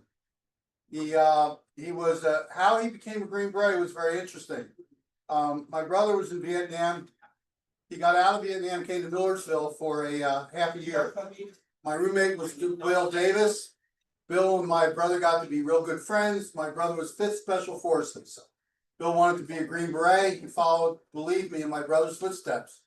One of the happiest times of my life was the year, that half year my brother, Doody, and me were all together there. Bill went on to win a combat infantryman's badge, multi-decorated, and during the Gulf War he was exposed. But what we now understand is serum. And Bill then has had long-term residual effects of being exposed to that agent. We keep in touch over the years. Denny and I share 3 Millersville honors together. And I'm saying that, it's gonna sound like I'm patting myself, but what roommates can both say? They're in the Hall of Fame, they're in the Wall of Honor, and we both won the Distinguished Alumni Award. So I gotta say, that's pretty good for roommates, if you ask me. My dear friend wishes he could be here, and instead, he is going to give a presentation that Josh is going to play. So Bill had an identical twin brother, and if you know anything about psychology, the independent variable was the Gulf War syndrome. So he and his brother are flown down to Walter Reed Hospital, or sometimes into New York State, and sometimes to Texas for studying the effects of Gulf War syndrome. And Doty was exposed to the independent variable, and his brother was not. So and since they have the identical genes, that's what makes them valuable tests. So in your own way, please remember Doty, he would love to have been here. Okay, without any further, I'm going to give Josh here the mic. Josh is going to play the little tribute that Doty gave toward Coach, and then we're going to have an open mic. And what I'm hoping is that anyone who has a story about Coach Carpenter that is about 3-4 minutes long, please feel free to come up here and fill that open mic. And then we'll move on with the rest of the program. So without any further, I'm going to bring up Josh. Dear Sandy and members of the Carpenter family, President Uba, Coach Morgan, Director of Athletics Advancement Chelsea Worth, Director of Alumni Engagement Josh Belize, and all Millersville Marauder football teammates and families, players, coaches, trainers, and staff. Today will be a great day. After all, this band of brothers of ours is really something very special. When you consider we go back over a half century, that is pretty cool indeed. Needless to say, I wish that I could be with you in person. However, thank you for allowing me to participate from afar by sharing with you a letter from Coach that was written 53 years ago. Millersville State College Football Office, August 5th, 1971. Gentlemen, time is growing near, and I, as well as the rest of the coaching staff, await with great anticipation to our forthcoming preseason practice sessions. We are all very optimistic with the progress that has been made and will continue to be made with Millersville State College football. I hope that you will be doing everything possible within the next 3 weeks to better prepare yourself for the individual and team challenges that lie ahead of you. Time is drawing very near for us, and any indecision or lack of self-discipline to prepare yourself to the fullest could do nothing but hurt you and your teammates this fall. Rest assured, the coaching staff will waste very little time with those men that are not physically and mentally prepared for this season. Last evening, I watched with much admiration the players of a local high school working out in the rain and mud as they prepared themselves for the season. Among them were several state college players from our opposing teams, and it was raining just as hard for them. At that moment, I felt confident that the young men that will be making up the 1971 varsity squad at Millersville were doing that and just a little bit more. Let me remind you that your reporting date has been set for August 25th at 6 p.m. for dinner at Gordonier Dining Hall. Hoping that you will continue to have a very enjoyable and prosperous summer. Looking forward to seeing you in 3 short weeks. Sincerely yours, Coach Gene Carpenter, head football coach. Our response to Coach's letter. May 15th, 2025. Dear Coach, we listen to you and learn from your inspiring words. Roger Wilco to all, and please know that we have strived to prepare properly and work through our challenges with determination and strength. whether they be individual, family, team, or organizational, and we shall continue to do the same for any challenges confronting us now or that may lie ahead. Be assured that your players know how to get back up after being knocked down, for we all want to stay in the game. Our efforts throughout the years have endeavored to reflect proper mission preparation, self-discipline, sound decision-making, a dedicated we not I work ethic, and a positive mindset that also addresses the physical, mental, and spiritual aspects of not only the mission in hand, but also the lives of our families, our team, and ourselves. These focused efforts conducted in this manner shall continue for all of our days. Please know that your players have given much to many and have lived lives of selfless service to others in various fields and professions: education, athletics, law enforcement, religion, business, healthcare, and medicine, government, and the military, just to name a few. Coach, you gave us a playbook that had tools that went far beyond any season. They were tools for a lifetime and shall transcend generations to come. Feel confident that you taught us well, for we have lived our lives and always doing just a little bit more. Love you, Coach, and love and God bless you all. Bill Davis.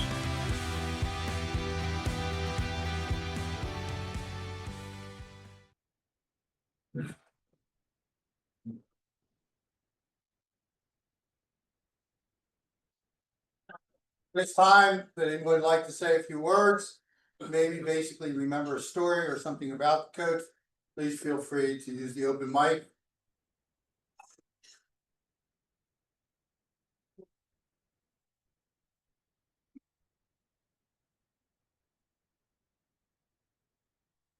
Thanks, Mike. And I apologize for having to read what my thoughts were, so I don't forget. And I forgot also my stopwatch for these 3 minutes. So thank you very much. Thanks to Mike, Harry, Carl, Coach Morgan, Chelsea, Josh. This is Carpenter. It's your day with Julie and Jody. I want to thank also my MAK brothers, the fraternity, and also the Black and Gold and Marauder football family. It's important to me. I'm very honored to have known and played for the Marauders and Coach Carpenter over the years. I really believe I can contribute much of my success at the Ville to Coach Carpenter. His line also, and I have many, but I'll cut them short: behave, be good, and be tough. Man, I don't care how blind the horse is, keep loading the wagon. These were motivating comments that you had made out of the field to get us to get more motivated, fired up, and so on. I've got a couple bullets here that are important to me and my trials and tribulation post high school and college. I had attended Wesley Junior College back in 72, 74. I knew my football years were not finished and I wanted to continue. I was very fortunate. My brief history started playing my freshman year, again at Wesley in Dover, Delaware. I was called to the football office at Wesley and was told by our head coach, Bob Andrus at the time, that Coach Carpenter from Millersville had called and wanted me to return his call to set up and consider playing football for them, the Marauders. Wowee, I was getting recruited and I knew nothing about this next step, but let's just roll with the flow. I had to make the argument that Coach Carpenter was with another coach at the time, and we set up our rendezvous at Pusilla, in front of Pusilla Gymnasium. The coach made a great first impression. This is the one that caught me also. Wearing his yellow 3-button-down polo with his Millersville logo, his knit pants, his tan knit pants, I don't know if they were cuffed or not, his white belt, and his patented white patent leather shoes. What a hit that guy was. We made our way to the Bucks house after some small talk at Pusilla and started to discuss my options and opportunities. He laid out that I'd be a backup to Dennis Booker. And these were two gentlemen that I, found out a lot about. But in time, Dennis Booker, a big 33 player from Kiski area, 6'1", 235. And also our own effort is number 44, Steve Schoffer. These were big shoes to fill, but I was not filling any. I was following those two good football players. it sounded good, and away we went. After 2 years of getting dirt on my pants for Coach Carpenter, I thought that that was it for my college athletics. While walking to the library after I'd finished playing for Coach Carpenter and the Marauders, I was startled by the fact that I was going down Frederick, going up to the intersection. I was going to go to the library for the first time in my 4 years. And I had to navigate my way and say, where is this place? And I recall when Dr. Carpenter was driving by, probably going up to Pusilla, make a right and go back to the Bucks house, I waved, but he didn't wave back. And I kind of thought it's one of those people in love that you were in denial and felt, well, he was focused, he was busy and all that. And I figured, well, he just forgot all about Lebo. Well, I can understand that. I eventually received a phone call from home saying that Coach Carpenter wanted to see me the next day, if possible, over to Buck's house. And here's the second part of my future, my opportunities that I relish so much with Dr. Carpenter, Coach Carpenter, from recruiting me from Wesley to giving me the opportunity to be a possible person in society. Let's start with that. Maybe he wanted to talk about apology for not waiting, but he also said there's an opportunity at Cornwall Lebanon School District. And being a Cornwall person of interest, he had said when I went over to the Bucks house, Stephen, Cornwall, Lebanon, Cedar Crest has an opening for a football coach and a technology teacher. Well, yeah, that's where I'm at, right down my alley. So I had gone over, we talked about some options, and he had said, as I was leaving and parting, Stephen, don't let me down. Well, then after a while, I just realized, and I thought about some of the things and what his motivation was. You may say that it's not what you know, it's who you know. And sometimes playing for and associating with important people also can't help. So, or can't hurt. But I'm very blessed to have known and played for Coach Carpenter over the 2 years, and then making an opportunity to make him proud as a person in society, coaching and playing football and using him as my mentor. So thank you very much.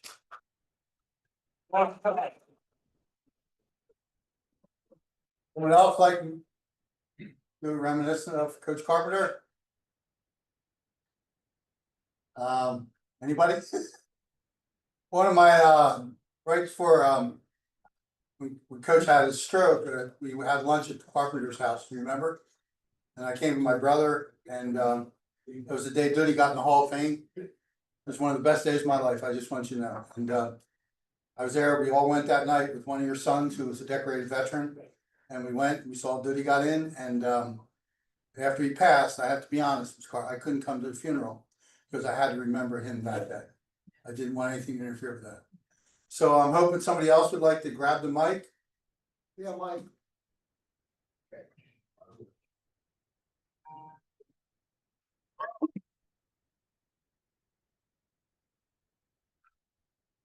My name's Kurt Herneisen, class of '73. As you look at me, you can tell I did not play football.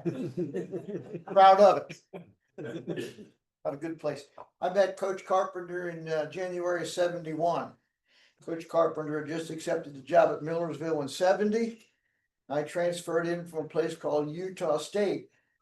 The very first class I had at Millersville was Gene Carpenter's health class. Walked in there wearing my varsity jacket with a beard. In the 1970s, that was not a real good combination. You guys all know what kind of a guy Coach Carpenter was. He just looked at me. I could feel the daggers. He says, "You're an insult to that jacket with that hair on your face."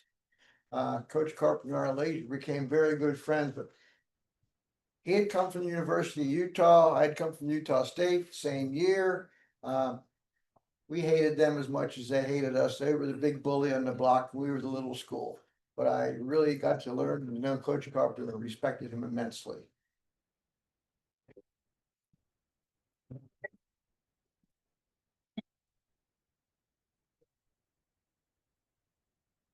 Anybody else? Yeah, Mike, just short.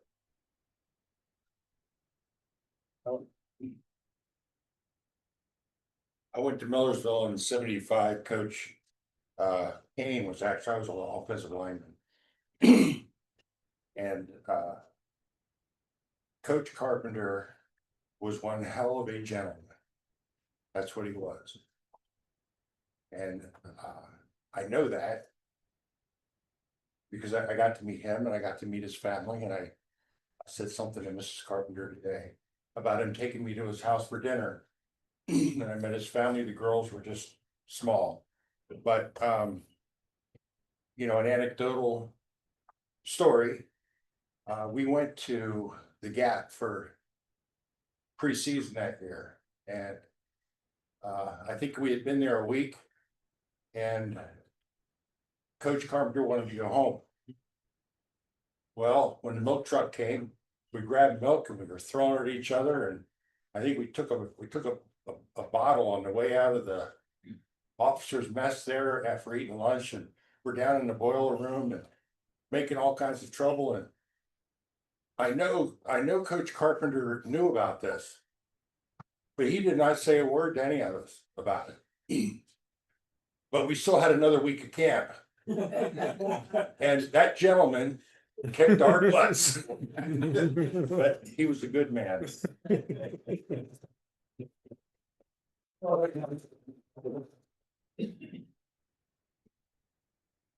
Harry Busker. It's your card, man.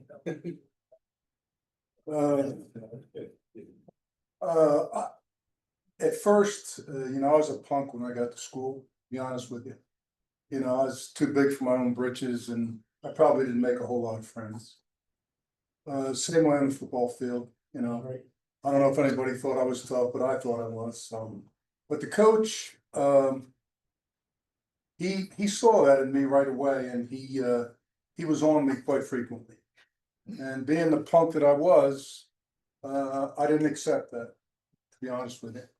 I didn't know how to accept it. Cause, and this isn't the brag, I'd be blocking somebody and pancake him and he'd come over and tell me that I was holding or something, you know. And if I didn't finish first, he would tell me I was being lazy. But again, when I look back at it, if I would have put on my big boy pants and really learned to be a man, you know, it's gonna, this is terrible.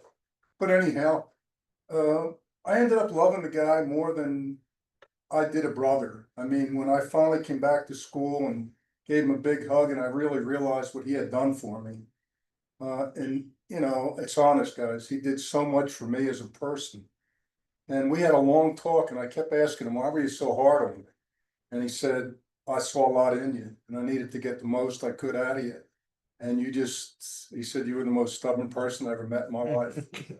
But I was stupid and a punk, like I said. But, you know, when I look back on my life and I think of the coaches and the people that inspired me, and this is true, guys, that man, I don't even know why he stuck with me. When I came back after about 5 years of being away from school, he was in his room underneath the stadium. And I walked in and I knew some of the coaches and I walked in, they said, oh, boss, how you doing? I said, where's Coach Carpenter? And they said, well, he's in that room over there, but you can't go in. And of course, you know, telling me I can't do something is kind of like stupid because I'm going to do it. So I went over and opened the door and the room was totally dark. It's totally nobody, I didn't think anybody was in there. And I said, Coach. And he said, who is it? And I said, it's Buzz. So he got up, we turned the lights on, come over and we gave each other a big hug. And that started, and I cried, I think he did too. And we just started a relationship. And like I told Mike, I used to go up and stand on the sidelines and talk to him before and after the games. And I just wish, guys, that I would have been a better person when I was here at the Ville. Because I mean, I went real far. I made the taxi squad at Philadelphia Eagles because of the coach and what he did for me. But I could have been so much more if I wouldn't have been a punk when I was young.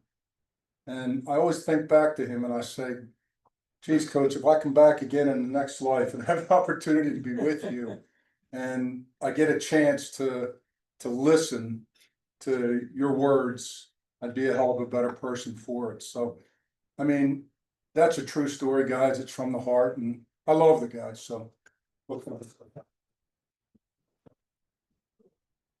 Yeah, I've come to be really good friends with Harry, and I gotta tell you something.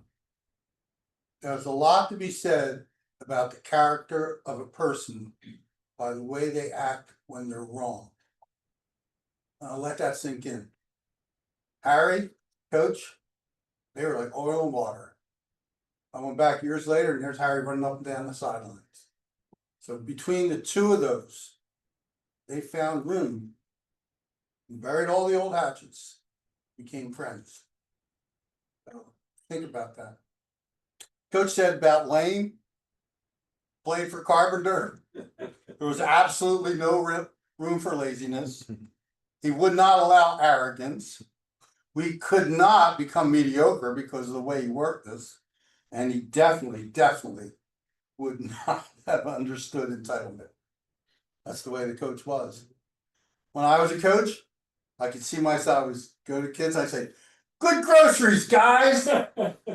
Kid would come up to me with an injury. It's a long way from your heart, son. Those things stayed with me. Coach stayed with me. I was blessed to be. I played on the very first season he was on. And when I met him, I was 19, he was just 30. And you know, and I was proud to be, I think, first win we beat Kutztown 14-13. And I had a good game and I was proud of that. Okay, anyone else? We have a little bit more time. Yeah, Mike, I'm not gonna come up. One time we were scrimmaging, and we were down by the goal line. And I missed the block. Next thing I know, he comes over and he kicks me up the ass so hard. I know his foot's still there today. And he just yelled, "You could have got my quarterback killed." Very good, Terrence. Anybody else before we go on to it? Let's all agree that we were blessed to know one of the finest people in that. And, what's your lucky?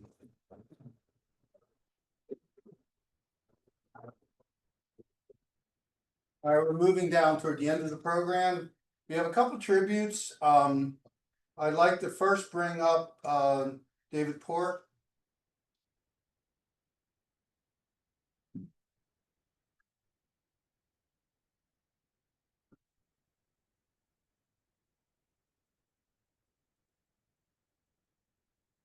It's a little hard to come up and say a few things after hearing all the tributes to Coach Carpenter. I was with the Kashmir year, so, but I need to share with you something I received when I signed up to come to the program here today. It was my first time that I've been here, and I really haven't been back to Millersville in 50 years. But I've been to games every now and then and all that. However, the one thing I'm here for today, Mike called me several days ago, I believe it was, and asked me to take the place of someone who's going to speak on one of my teammates, Ken Soteric, who passed away several years ago. And I just wanted to share some things about Ken with you this afternoon. Ken poured his heart into Millersville football. For 3 of those years, he wasn't a starter. Matter of fact, Ken, I looked on one of the programs that I had from Shippensburg when we played. Ken was 5'8", 168 pounds. But he was full of fire. And for the first 3 years, he never really started. He got on to the special teams and came into a game every now and then. But finally, his senior year, he became a starter right beside me. I was the left tackle. And he earned that position basically because of his tenacity and his quickness and his ability to play the game. He had a good knowledge of what a guard position should look like. Anyway, Ken had perseverance. And when I think back on Ken, what immediately came to my mind was his energy.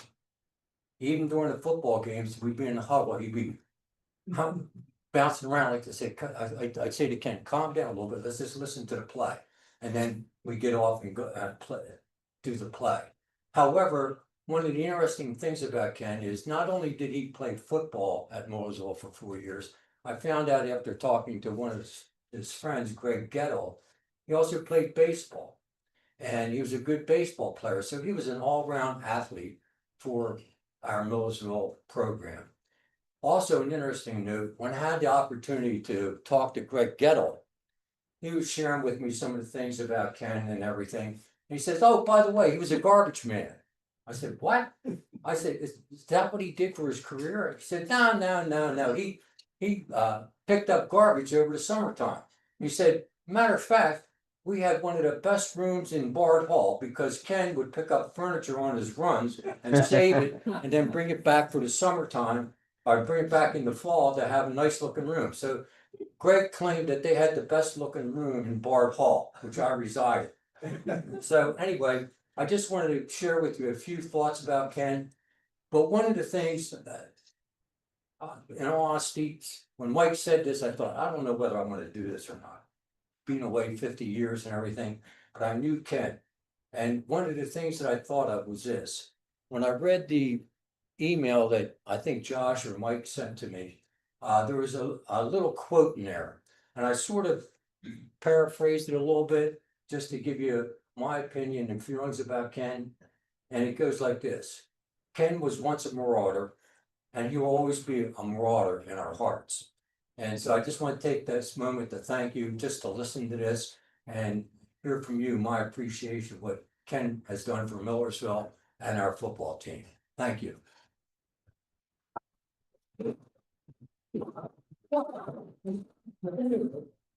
Ken passed away in 2015. I just found out about it, and that's why we put this together. I also now would tell you that the other guard is right here, Jack. Do you remember Jack? Yeah. And I believe that starting line that year was Joe Lulinski, yourself at guard, Eric, Newt Davis, and Dave. Am I right? Dave Ford, yeah. And I used to go up against you. I was on defense. I kicked your butt. All right. That's not what he's wrong. Go ahead. Howard's up there saying how much he was pumped and everything, think he was a punk, he did, was out in his own world and everything. But I'm gonna tell you, Harry, I never had that pressure up. You just need to know that. Thanks. Yeah. I also want to tell you a story about Dave. Dave didn't even remember this.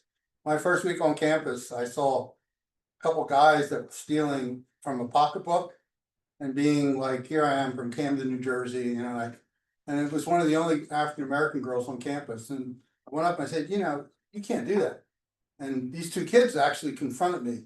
And right behind me was Dave Poor, who I didn't know, and standing right there. He must have knew I was a football player, saying like, if you need me, I'm there. And he was the kind of guy. Well done, Dave. You did not remember that, but I did. Yep. Okay. I could have got my butt kicked. Okay, now another guy who was actually my freshman line coach passed away, Coach Hipschman, and John DeFrank. Come on up, John. Big bad John. Big bad. He's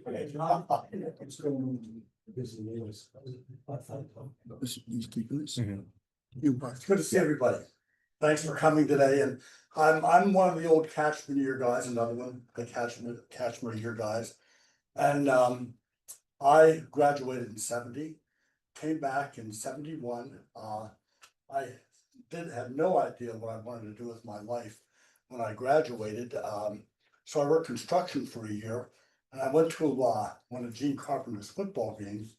And I thought, maybe I'll try coaching. And I talked to Coach, and he gave me an offer to be a grad assistant, which I thought was a tremendous opportunity. And it was. It turned into a 15-year coaching career, got me a master's in counseling, and just had a really good career and a good life. But that's not why I'm here today. A few months ago, a good friend, Dick Hibsman, passed away. And Hibby was my line coach at Millersville. He had graduated by the time I was there. And Mike, when we talked about it, Mike asked me to say a few words for Hibby. And I said, well, I can because we were good friends. He was a great guy. We stayed in touch.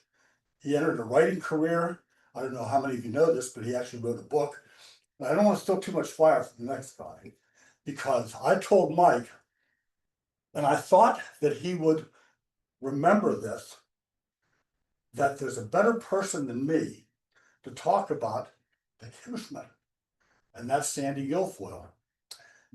Hibby was, for those of you who knew him, know that as a player and as a coach, he's kind of legendary at Millersville, and good man. And I think a legend should be introduced by another legend.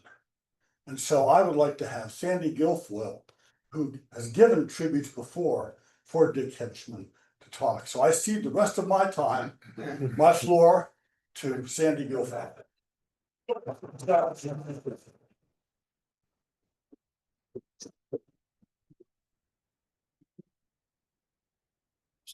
Anything else? Anything I forget? Doing great.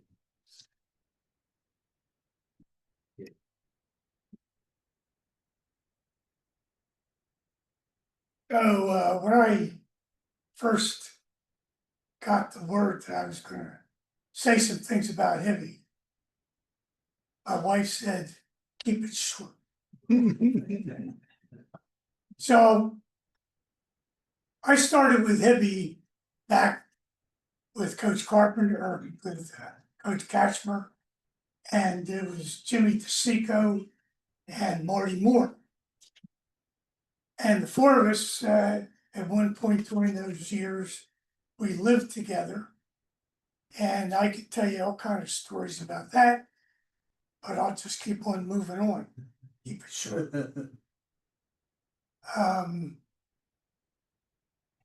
Hibby was from Sharpsville.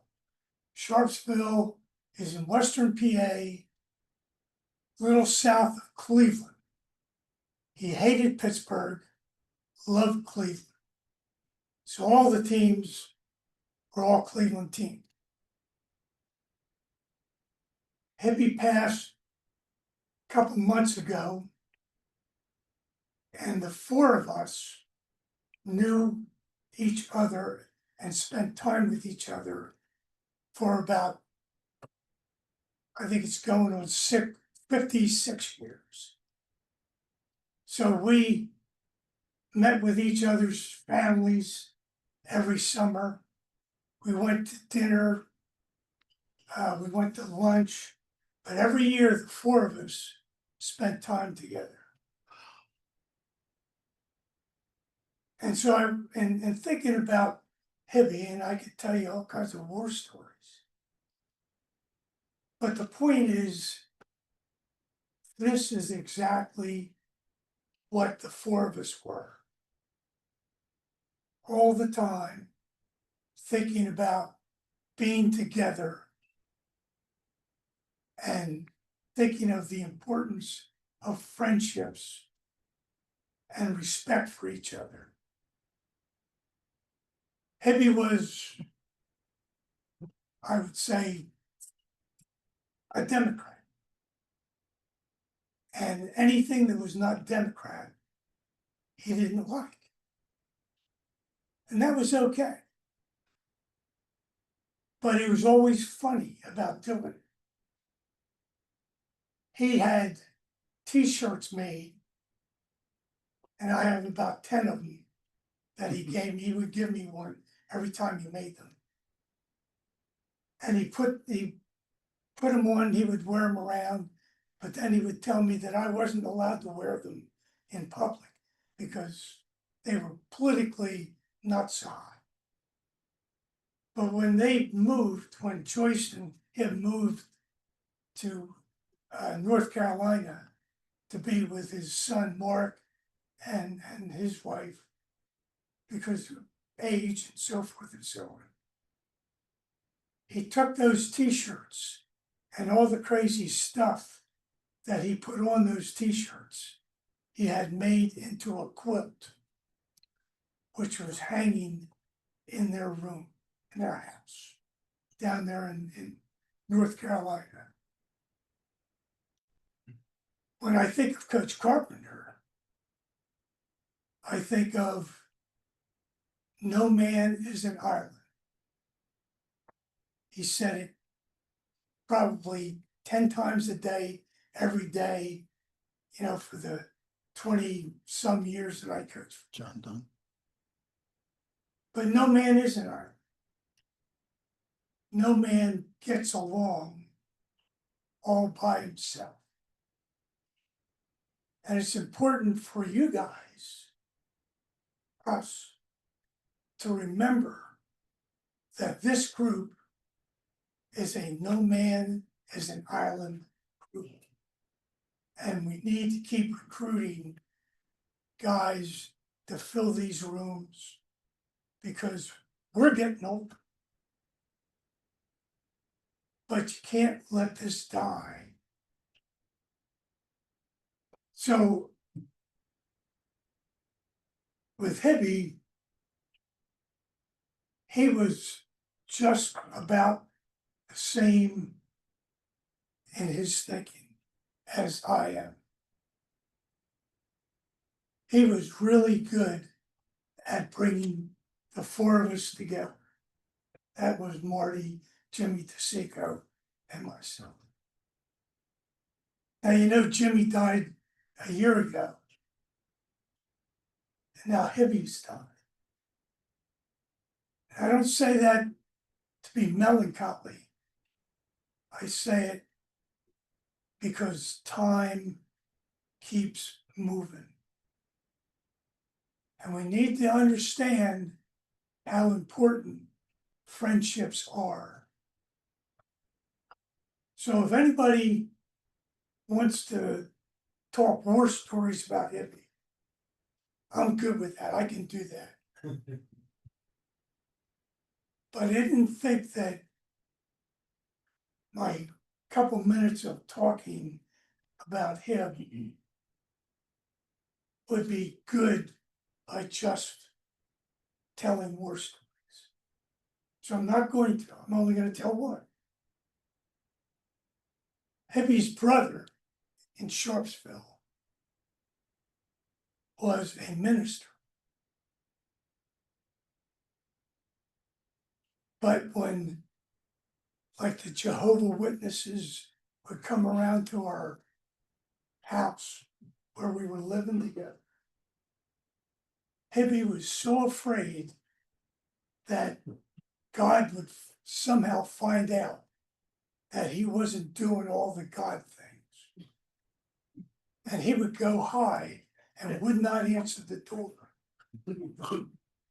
He would make somebody else in the house go answer the door and take the little thing and say thanks and close the door. But that's no man is an island. You know? So I appreciate the opportunity to say a few words about it. Joyce is living very happily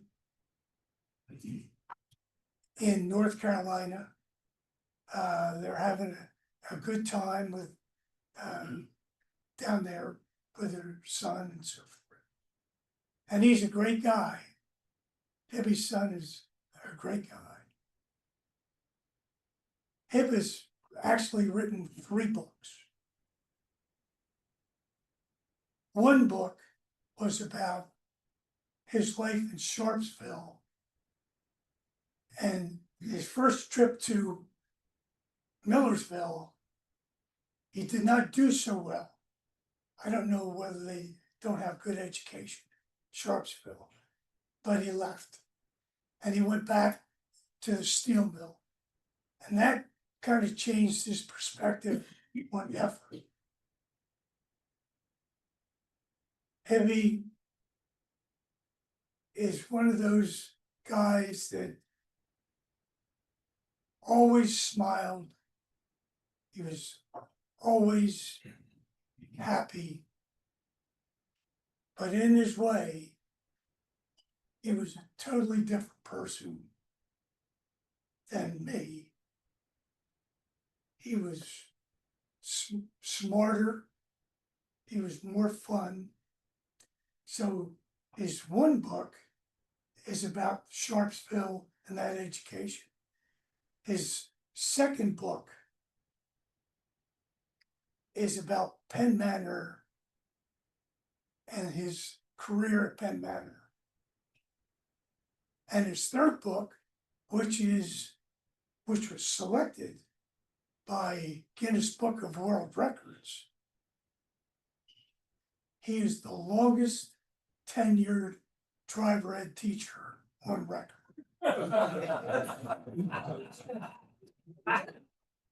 So there you go.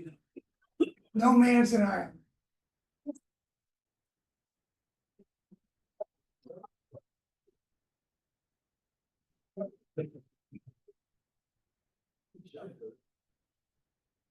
Hello, brothers.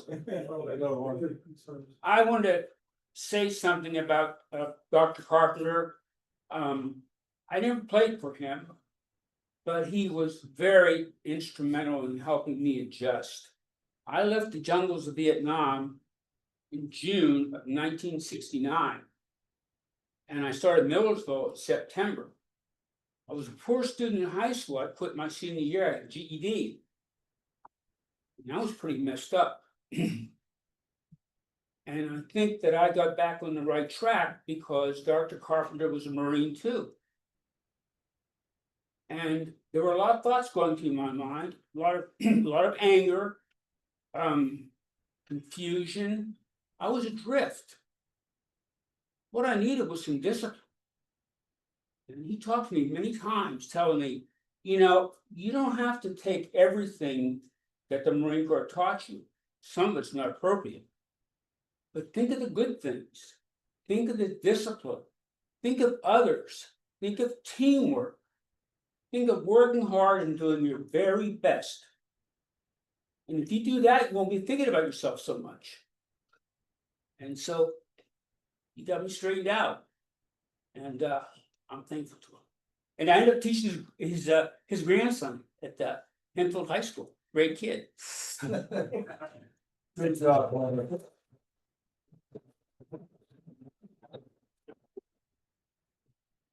Kind of brings us to the end of the program. Anybody else would like to contribute? Go ahead. Well, just because I was a thanker, and I cried, so just put up with that.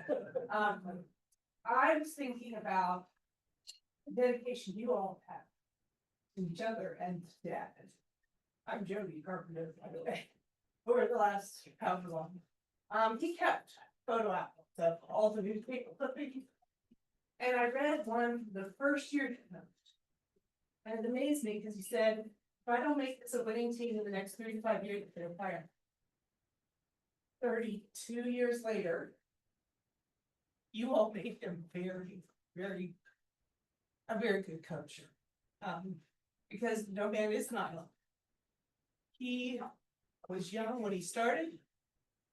He had amazing ideas, and I know those first players didn't have beards and didn't have hair below the line. And the last players may have had a little bit more of that. But the discipline was always important to him. His players were like his sons. And I'm impressed you still get together and talk about him. He loved him very much. And he loved you very much.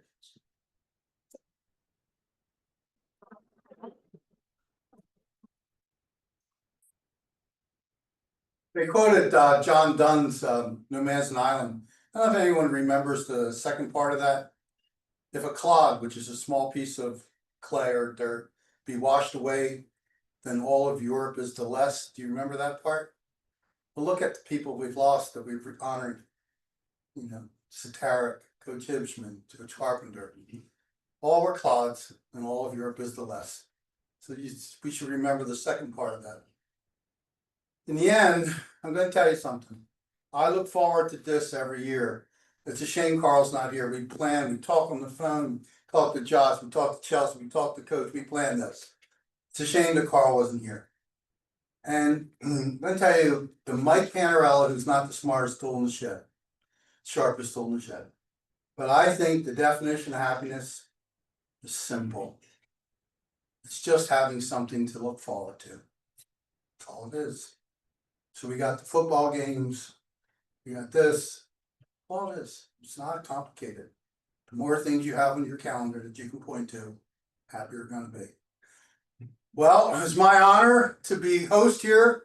Hopefully, Carl and I will be here next year. So thank you, as promised, allow get together, and you guys were wonderful. Thank you so much.